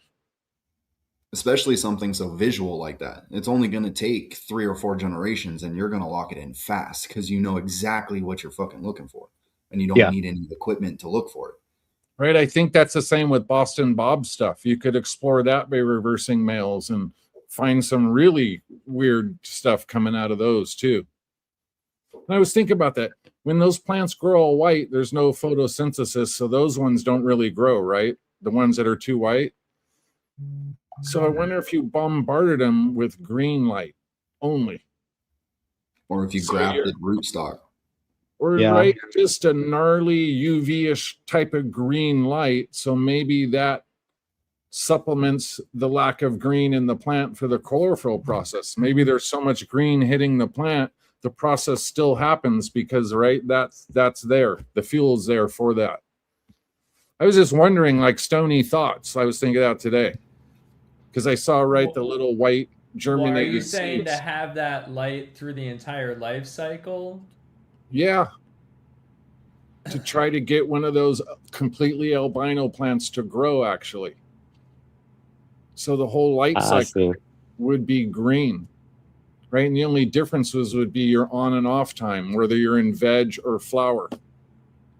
Maybe in flower, you go with green and a red, right? Because reds always promotes flowering, always. You do green and blue in your veg time, and then green and red in your flower. It may not pick up the blue wavelength, the white. That's why I'm trying to think supplement that wavelength with that color of light. With the green, okay. Yeah. I mean, it may not work, but that's what I'm thinking with, right? Because the other thing, too, is we're humans. We see light different than light really is. It's all nanometers and wavelengths and color temperatures, right? Okay. So we got to try to learn to look at light from other angles to try to understand what's going on in our rooms, our grow stuff. Well, what you're seeing in light, like if you're seeing a green plant, that plant's specifically not green because it's not absorbing the green wavelength. It's all reflecting back to you. What you're seeing is what the plant is not. So I don't know. Well, yeah, plants, right, see the light different than we do. Like animals see things completely, and bugs see it different. Yeah. Yep. So the goal is to mainly understand what we're trying, what that white leaf is taking in. So that's the other thing. But like can how it even process that? How is it that it initially starts the growth process if it's not taking in photosynthesis? That's the question. Seeds have a lot of energy is stored in the embryo, so it has Yeah. enough. Where those little cali deals or whatever, the little clover leaf on them, Yep. that's all the energy for that seedling until the third set of leaves. After that is when you got to. So it probably has enough in it to get it to go. But then it runs out quick because it runs out of it. Right, like a battery. It's coming charged, but after that charge runs out, there's nothing else to keep it charged. Yeah. And that's what's going on. They probably can start because they got that energy, but there's no, let's say, solar panel, so to say, to keep the charge going. Yep. So yeah, I guess we'd have to learn about plants. And do plants see, obviously they see color temperature because that's why we change our bulbs and whatnot. So, but how do they see like nanometers, wavelengths? Like, can a plant identify a different wavelength of light color-wise?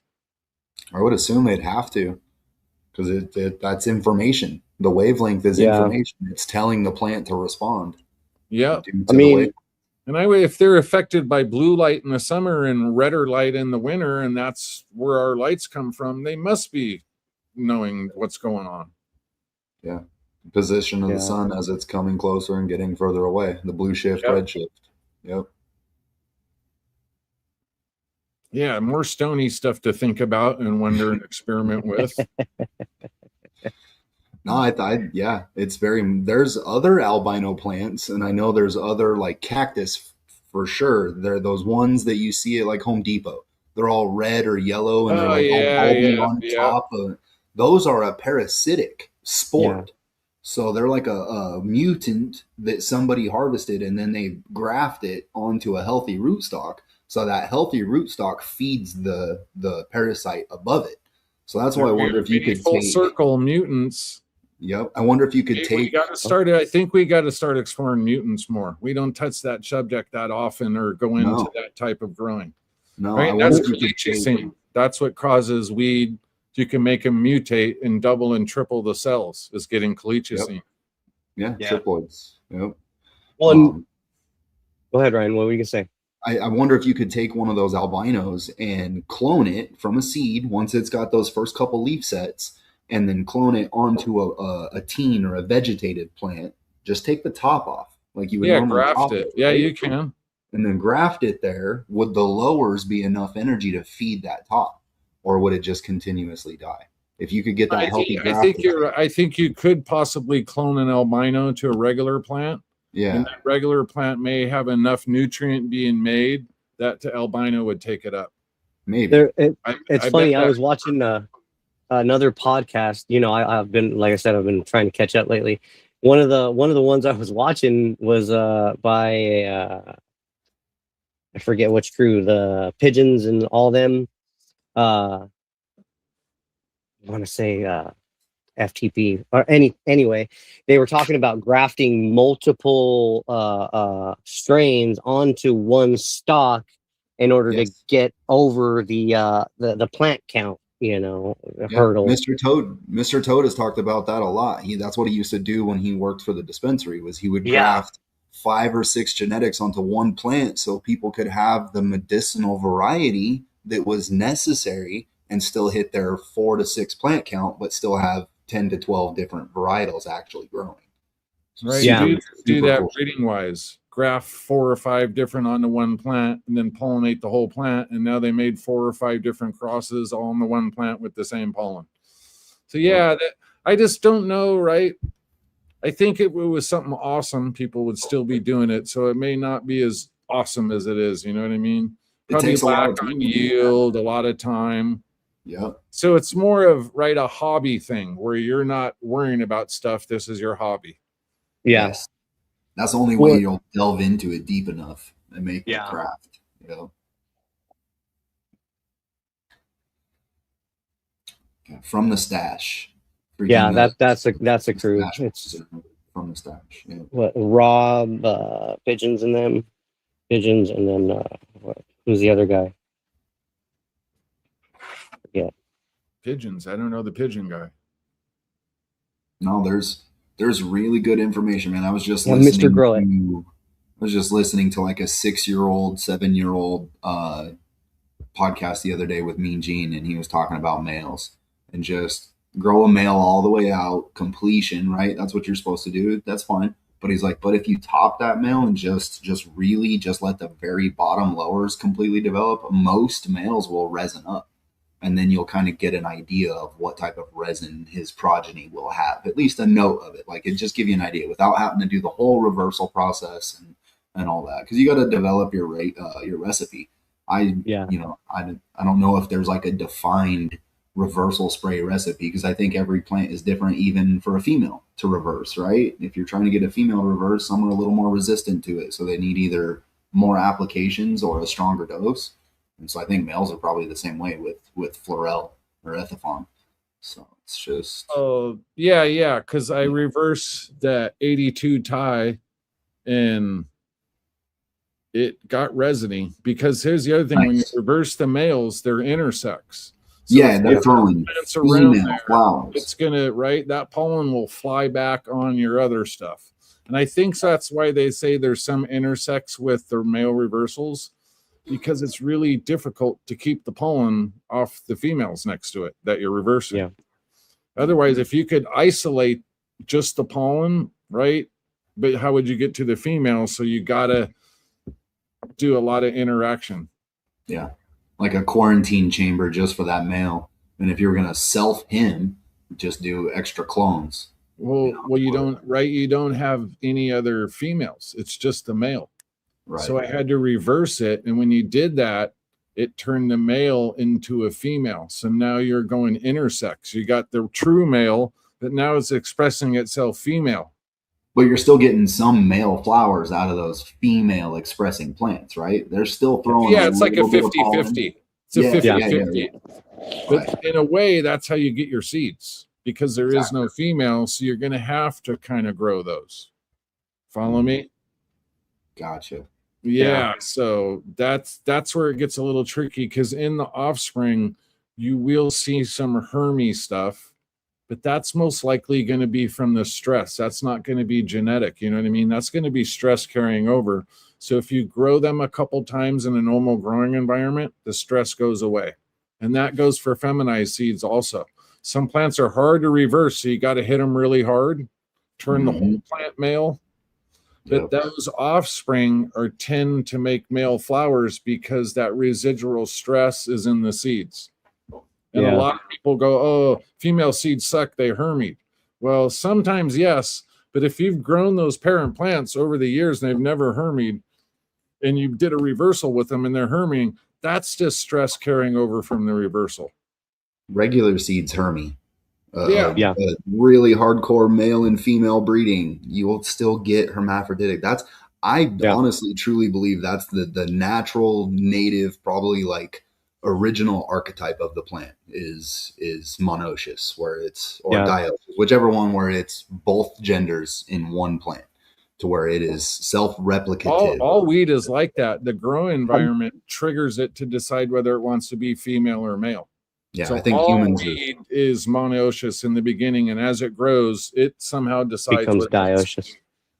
Well, so I had one of my mentors tell me one time that a female, if you let it go to the right, like to the right level of ripeness, will oftentimes put out at least 1 or 2 seeds inside of the buds, because it's finding that that's the only way for it to survive. It's trying. There's no males around. There's only a few plants on the planet do that, and weed is one of them.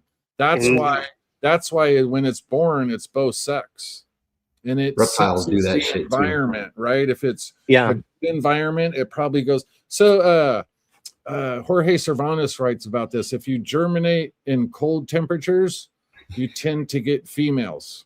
But if you germinate in hot temperatures, you tend to get males.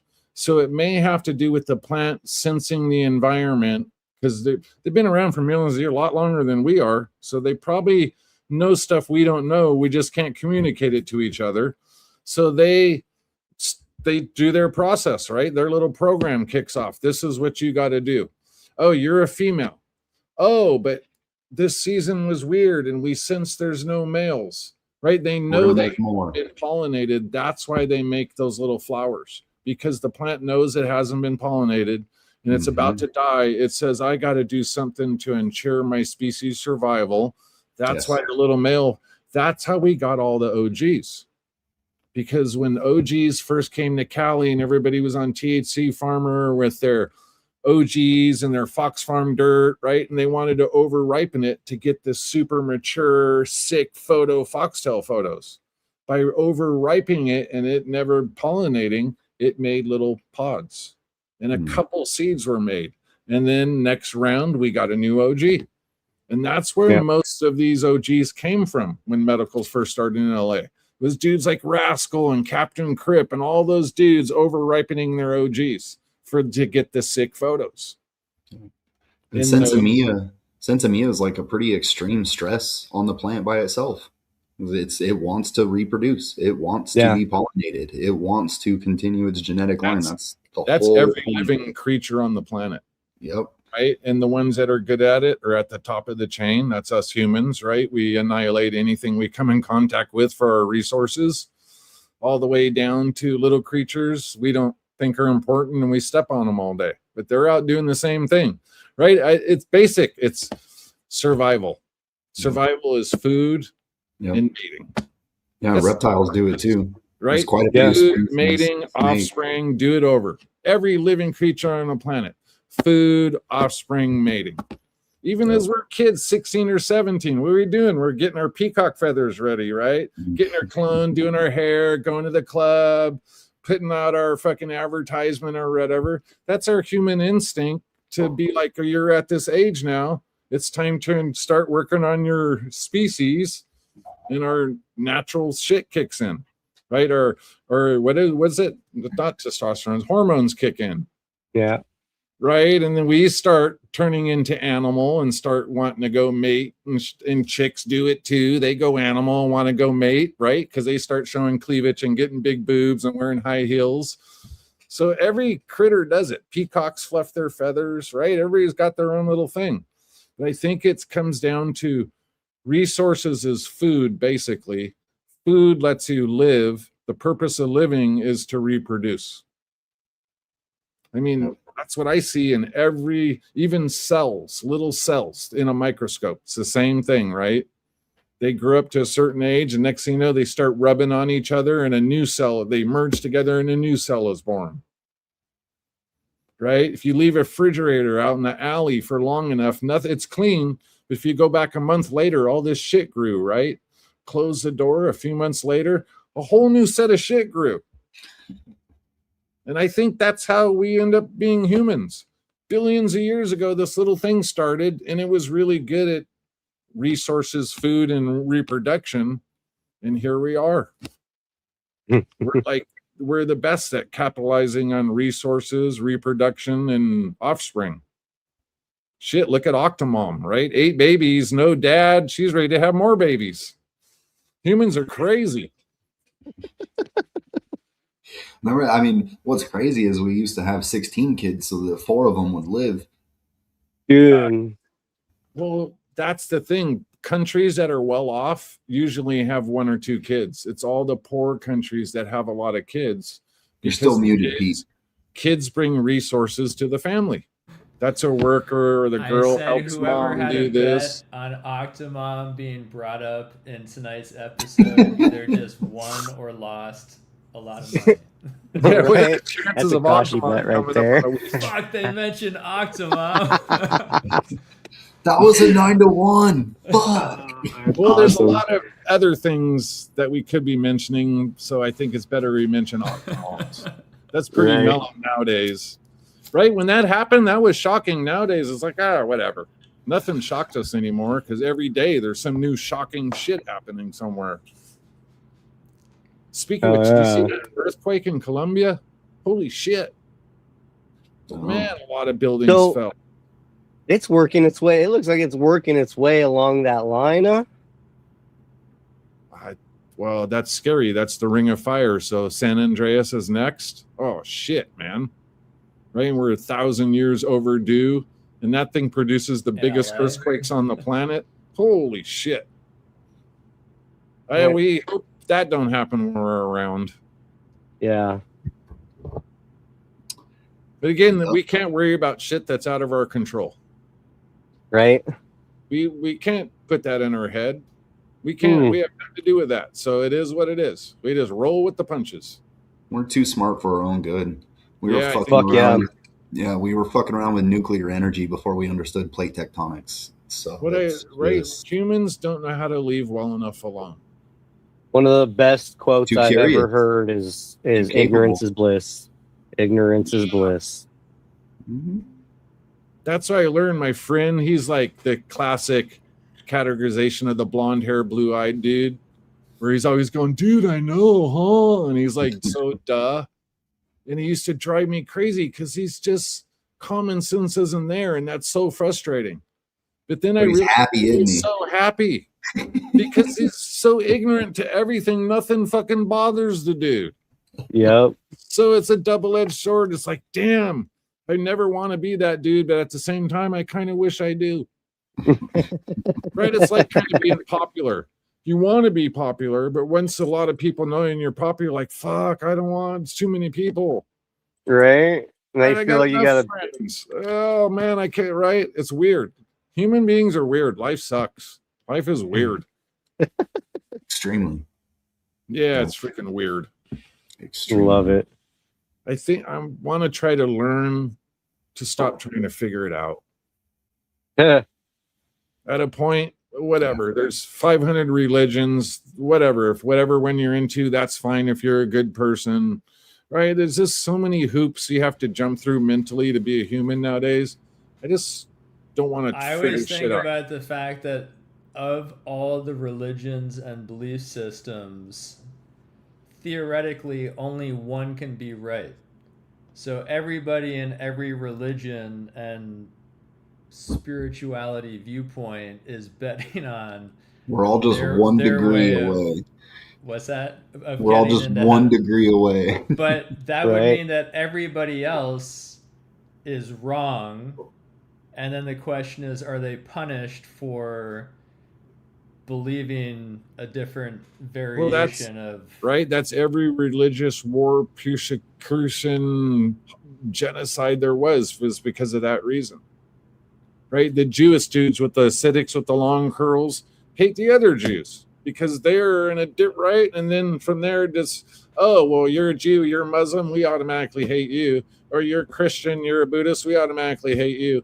People are afraid of what is different and they don't understand, right? It's people's ignorance that makes them afraid.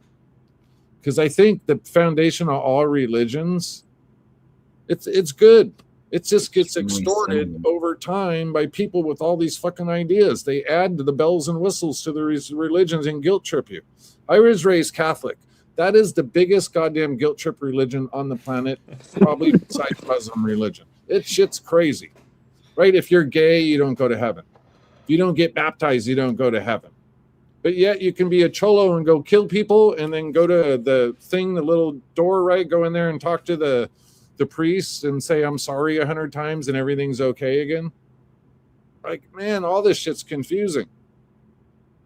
I think whatever God there is, he knows if you're a good, like Santa Claus, he knows if you're good or bad. That's all that matters. He knows your work. intention. It doesn't Right? matter what Quran you read or prayer you do or what pins and needles. It doesn't matter. It's just if you're a good person with good intentions, God, I'm sure knows that. And if you're a bad dude doing bad shit, I'm sure God knows that. And I think that's all that matters. Well, I your think God would witness, segregate. God you as an couldn't segregate. individual, you're witness to everything, every act you commit, right? Well, it's every human's perception of who his God is. Maybe God's not even in a human form. But No, it's most just- religions create Can him you in look a yourself in the mirror? Can you look yourself in the mirror and be okay with what you see? The things Yeah. you've done, the life you lived. And if not, Yeah. then that's something you got to work through. I mean, all the super gnarly religious people always say, if you want to see God, look in the mirror. We're all God, Yeah. right? That's what God kind of is. I'm into the Buddhist thing. It's like an energy. I think God's probably an energy because everything is an energy. If you get an electron microscope and pick up anything in front of you, look at it, it's just a bunch of molecules moving around. Everything is an energy. And how we perceive that energy kind of creates our life, our emotions, and how we take in shit and give back. Right? Everything is how you perceive the energy. Bad energy is low, right? Ooh, dark colors. High, good energy is high. White colors, clean, right? That's instinctively put in our human shit, and we didn't have to learn that. It's there automatically. That's what I think God is, right? He installed what is your navigating system. You know what's good or bad, right? You don't have to think to tell the truth, but you have to think to tell a lie. Yep. You don't have to think to do something good, but you have to think to do something bad, right? And Buddhists feel we were born pure, but as we grow up, all the outside influences kind of dirty our water so we can't see shit as clear as possible. Then that affects our decisions, which creates our problems, which creates our suffering, right? And that's the whole thing to Buddhism. If you understand your emotions and how you act about shit, you understand what's going on. All your problems are probably a result to you. So if you analyze that, you can learn to stop having problems, hopefully. One of my favorite quotes was, if you were born where they were born, you would believe what they believe. Exactly. Yeah. See who you run with, and I'll tell you what you are. That's pretty much it. Yeah. It's all geographic fucking roll of the Yeah. dice. Where we ended up on this planet as living beings and just the influence of our environment around us. And You know the what's culture crazy? that It was stuff. all a lottery. None of Yeah, us all of picked. it. None All of of us picked to be born white with this color hair and these color eyes and this part of the world, right? To these parents. It's all just a lottery shit. And some people get dealt super good hands, and some people get dealt really shitty hands. And that's Yeah. just real life, right? And that's a huge reason why I believe in this plant, because I've met thousands of people through a dispensary storefront that were dealt those really severe hands in life. And this plant was something that they all flocked to get a better quality of life out of the hand that they were dealt. And that was really fucking powerful to see. Like people that suffer, man, like just crazy shit. People with 70% third degree burns all over their entire body, and like a cannabis I want to hear what topical. Peter has to say. He's been quiet for 20 minutes listening to us pretend we're philosophers and shit. He looks fried, man. He's just I know enjoying the ride. Peter's an intelligent dude. He's in his head right now thinking, let's hear some shit, Pete. No, Let's I was go. listening to Ryan. No, it was very cool. It was just very cool to meet so many people that this plant impacted their life in a positive way in 1,000 different applications, whether it was edibles, vapes, smokes, topicals, joints, bongs, dabs, fucking didn't matter. Conversations, friendships, right? Yep. I think Yeah. some things are Community. magnets and they attract a certain type of people. And when you're Yeah. into something, what you're into is a magnet and it attracts like-minded people. And luckily weed attracts good people. So we get surrounded by a lot of good people. You know what I mean? I think that has something to do with it. Because weed really stops and makes you think. And when you stop and think, you get a better understanding on shit as a whole. Not just your situation, but also other people's shit. Right? And then you become more compassionate.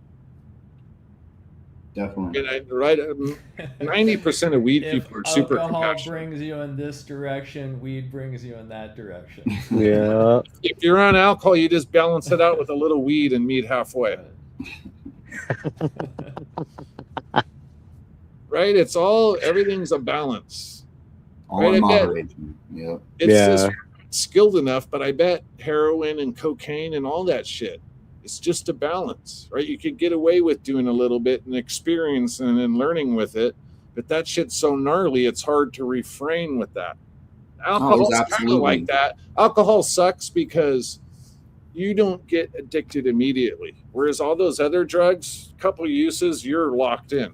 Alcohol But conditions also, you, and some you don't people realize are it. terrible on alcohol, right? Yeah. Yeah, you should So, know like, how. You should Five know how people you're. could have the same amount, and one guy's kind of like always the asshole. Yes. Yeah. Well, since I haven't drank my whole life, there's two alcoholics, right? There's the I love you, bro. I love you, wants to hug you. Sometimes he gets crying at the party. And then there's the pirate. Fuck, you can't tell me what to do. Fuck you. Fuck all you guys, right? He's mad at the world. I call them the pirates. It's always either the pirate, he wants to fight everybody, even his best friends, or it's the emotional, sad dude, right? I love you, man. It's that dude. That's the same. Cigarettes is the same way. They condition you to fuck you up because you start out for a little while and it's not too bad and you could quit, but you're like, fucking, I know I can quit. I'll quit. And then after 10 or 15 years, dude, you're so deep. It's so difficult to quit drinking or smoking. It's fucking sucks. Yeah, I always felt terrible. Right? You smoking kind of cigarettes. knew from the start what you're getting I'd be yourself like, into. why am I doing this? Dude, I hate Can my I cigarettes, stop? but I can't stop. But I look at them all the time going, I hate you fuckers, but I can't stop. They suck, those little bastards. Which leads us to our shitty government. They're addicting and they kill you, but they're illegal. Yep. Weed is not addictive and doesn't kill you, but it's illegal. Huh. A little bit of a contradiction when we're talking Right. about safety and protecting the public. Yeah. Marijuana has no healing property, medical properties at all. Then why did you guys patent it 50 years ago? The government patented THC for its medical properties. But they spent 50 years telling us it had no medical properties, but yet they own the patent. Yep. It's a neuroprotectant. Yep. And I think that's why we're lucky, because we didn't grow up in like Mississippi or Tennessee with some crazy parents out on the porch taking some church on Sunday to go dance around rattlesnakes and shit. You know what I mean? We got lucky and grew up in an area where we can experience a lot of different stuff. So we learn a lot about the world, and we don't go through the world like this. We try to look at it like this. And that's one thing. Again, people knock on California. I know it sucks, but holy shit, it's one of the most multicultural places in the United States, period. There's so Especially many. on the West Coast. Especially Oh on my the God, every nationality on the planet is here in LA. And everybody lives together just fine. There's no no religious wars, car bombs going off, all this bullshit. I live in a shit on the sidewalk. super red county, and there is still diversity like crazy here. So like, Well, that's part of the diversity. Like San Bernardino, Fontana, Huntington Beach, they're all full white power Trump people. But then you have the offset of like La Puente or Azusa or somewhere where it's all Latino and they're anti-Trump. So in my theory, that is diversity. Everybody can't be the same, right? It's that intermingle of the different things that creates the balance. Yeah. Right?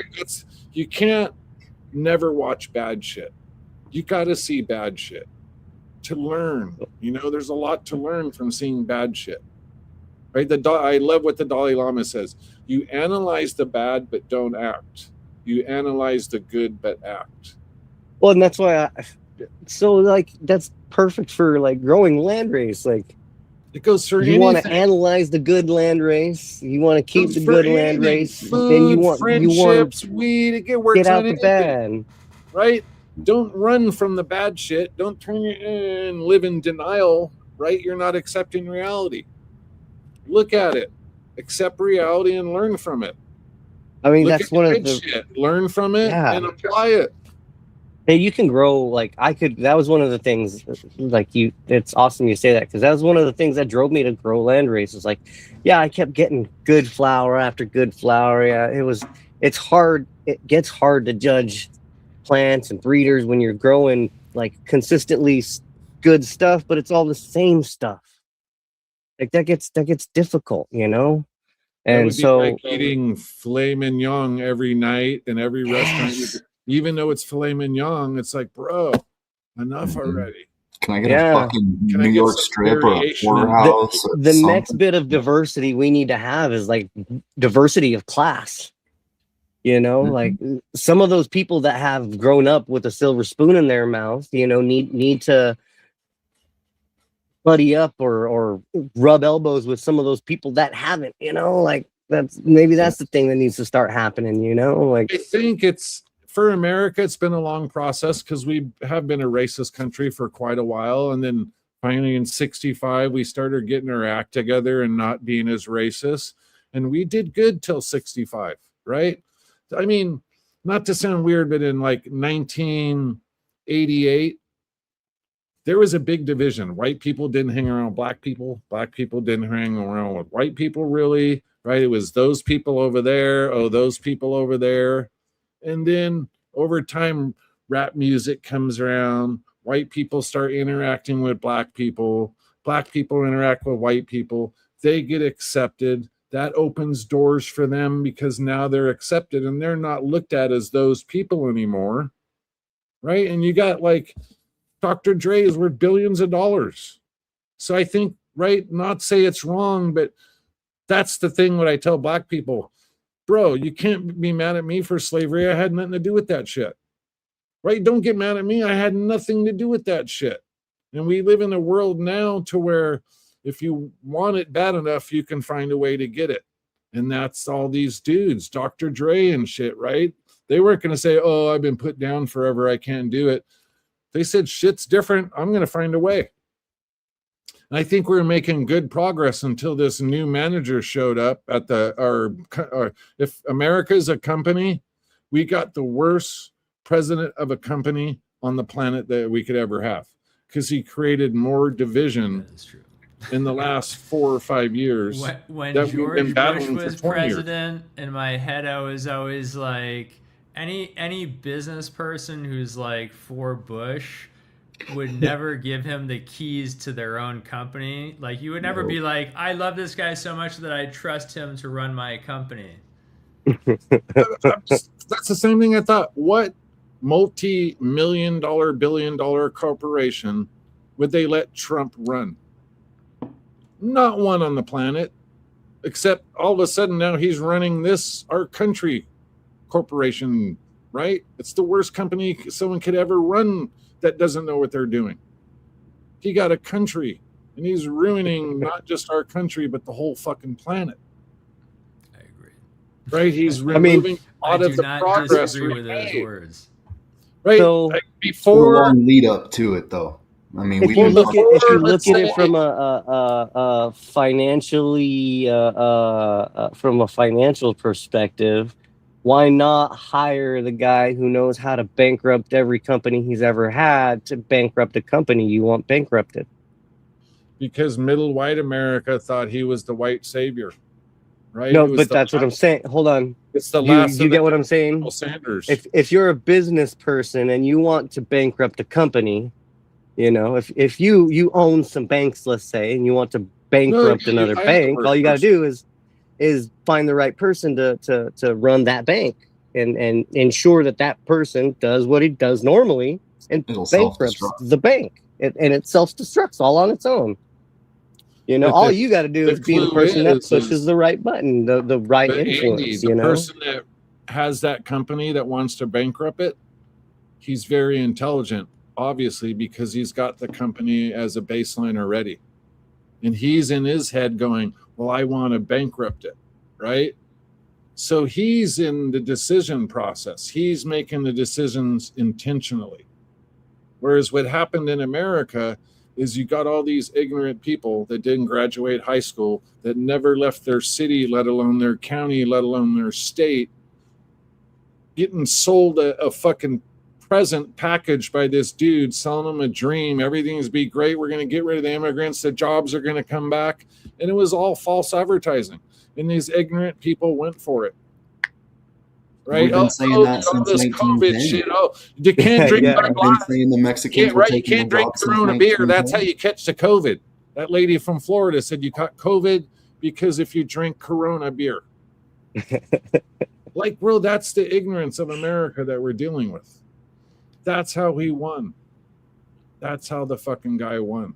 He preyed on their fears. And what were they most afraid of? Losing their job and immigration. So he pounded on that shit, pounded on it and scared these people to death, and the asshole won.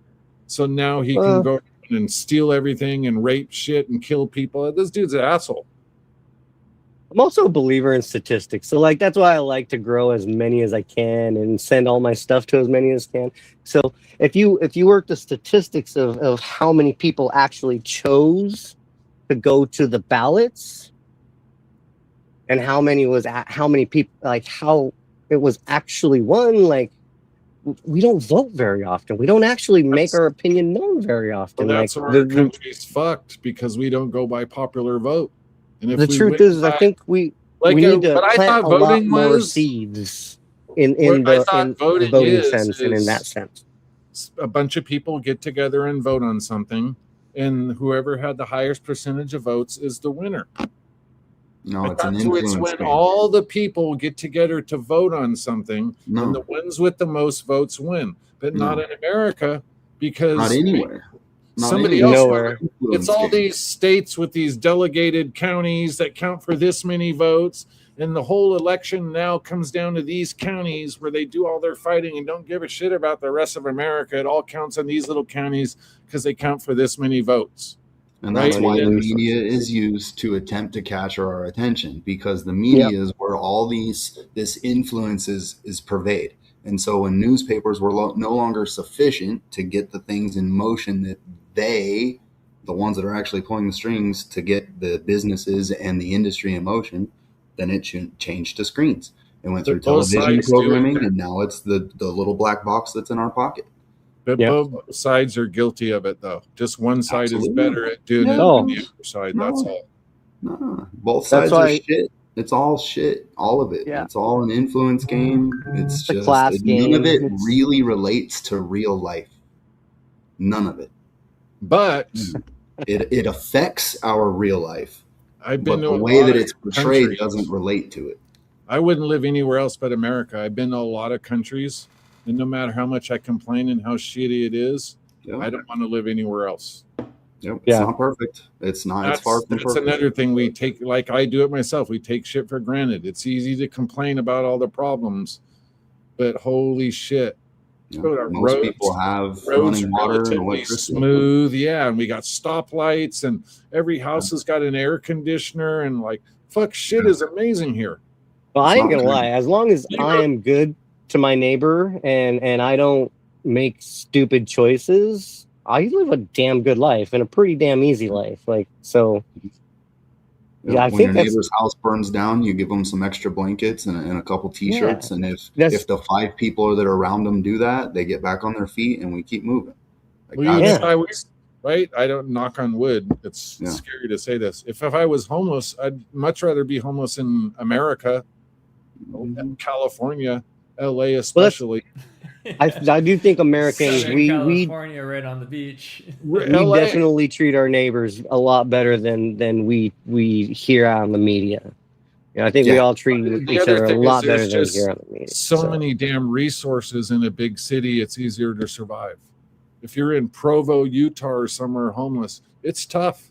There's not as many resources, right? That's why the homeless in front of all the liquor stores, because that's money, that's resources, right? They want to give them places to live out in San Bernardino, but there's nothing around them, so they won't go because they can't go get shit. There's no resources, right? Absolutely. The best place if you were homeless to be is Hawaii.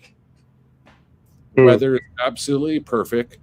There's amazing fruit grows everywhere around there. No problem. You can catch some amazing fish on any beach there, right? Here's the other thing. Strip clubs are only 18 and over, and you don't have a cover charge or have to buy a drink. So when it's really hot, you can go into a strip club and you sit in the air conditioning and look at boobies all day, right? That's what homeless dudes were doing. And when I was in Hawaii, I was like, bro, what does this dude do? Oh, they're homeless. I'm like, what? He goes, yeah, well, it doesn't cost to get in and you don't have to buy a drink. What would you do if it was that hot? I was like, bro, I'd be doing the These were same thing. guys you ran into at the strip club, right? That's fucking I awesome. was in Hawaii, and me and my buddy went to the strip club, and I was tripping out on these dudes in the club that looked homeless. Because right in back in LA, you got to buy a drink, right? It costs money to go to a strip club in LA. Hawaii, you don't even have to have $1. You're in there That's looking funny. at naked girls and air conditioning all day until the sun goes down, and then you can go outside. Yeah, Hawaii, dude. I met dudes. He goes, bro, I've never had a job in my life. We collect unemployment and sit on the beach all day and smoke weed and just catch fish. They never work. They have everything they need. It never gets cold or whatever. Oh, maybe it rains a little bit, but whatever. Right? That's the best place to be. Good thing it's a fucking island out in the middle of nowhere, because I bet it would probably be invaded by now. Yeah. Yeah, well, it is invaded by a lot of homeless. A lot from the mainland are there. That's everywhere. Homeless are everywhere nowadays, so everybody's just got to accept it. That's the way it is nowadays. Homeless everywhere. I mean, there's a handful in my hometown that have been for a long time, and they choose to be. We have lots of resources. You know, there's some people that do not want to take part in society at all. There's not one reason for being homeless. There's many reasons people are homeless, right? Yep. I don't know of anybody in my life that, as they were growing up, said, God, I hope I'm going to be homeless one day. They look forward to being homeless. No, that shit just happens. Whether it's drugs, alcohol, mental situations, right? Psychological shit. Who knows? There's a lot of different reasons people become homeless. Yep. But I do you know know how to do one thing. You have one trade, and then that gets taken from you. You know, you lose a hand in an industrial accident or something, and then now you can't perform that job anymore. What else are you supposed to do? You know, the other thing too is, like, most people that are on the streets, like you said, they're choosing to be there for a reason. Anybody that doesn't want to be homeless on the street, there's a lot of help to get them off the street nowadays. But most of the people we on the streets is they want that mental freedom, right? That freedom, you can't tell me what to do. I know a lot of military dudes that suffer from PTSD. That's why they're homeless, because they can't stand to be around people. So they would rather just be on their own, doing their own thing somewhere, not around anybody at all. That's what PTSD. My friend was airborne ranger, did Iraq, Bosnia. The day he came home, he dropped off his shit and hiked into the mountains and was gone for like 2 months. No one saw him. He just couldn't be around people. Just went all by himself and lived in the mountains. The next day off the plane.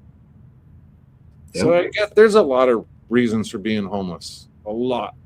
Right? Bad luck. Weird shit happens, and bad perspective. You know, Yeah, taking so lumps and not being able to overcome them. It's hard. right, I do that. I judge homeless people. I try not to, but we don't know what got them there, so we never know what the person's situation is. Nope.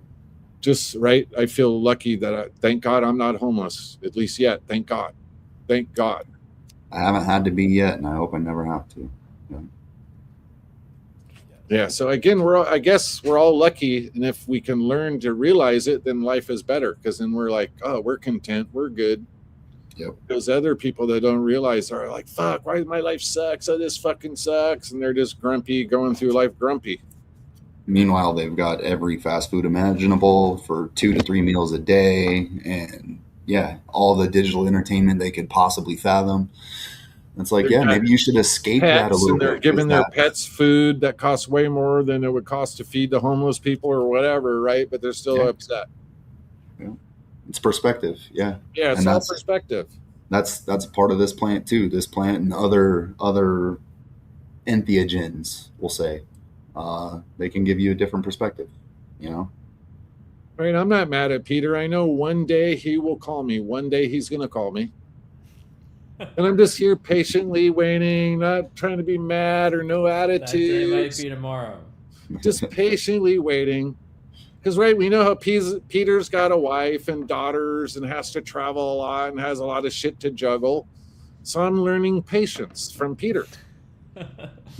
Yeah, Peter spent the day packing orders up. I'm sure you were busy, Peter. I'm sure you had a million things. But thank you for teaching me patience, Peter. No problem. It's a good skill. I'm a good teacher. It was a great conversation, gentlemen. I got to get out of here. Yeah. I gotta go. Why don't we call it on that? I'm ready to go eat and then pass out. Dave, I'll check in on this stuff. I'm trying to catch up. Yeah, you don't have to worry about calling tomorrow. I got a lot of weird stuff to do. Okay. But put Dave in your guys' thoughts. He's not doing good. Definitely put him in your thoughts. Right, that's where our 82 tie came from, is Uncle Dave. All right, dudes. All right, have a great night. Good night. Thank you. See ya. Night.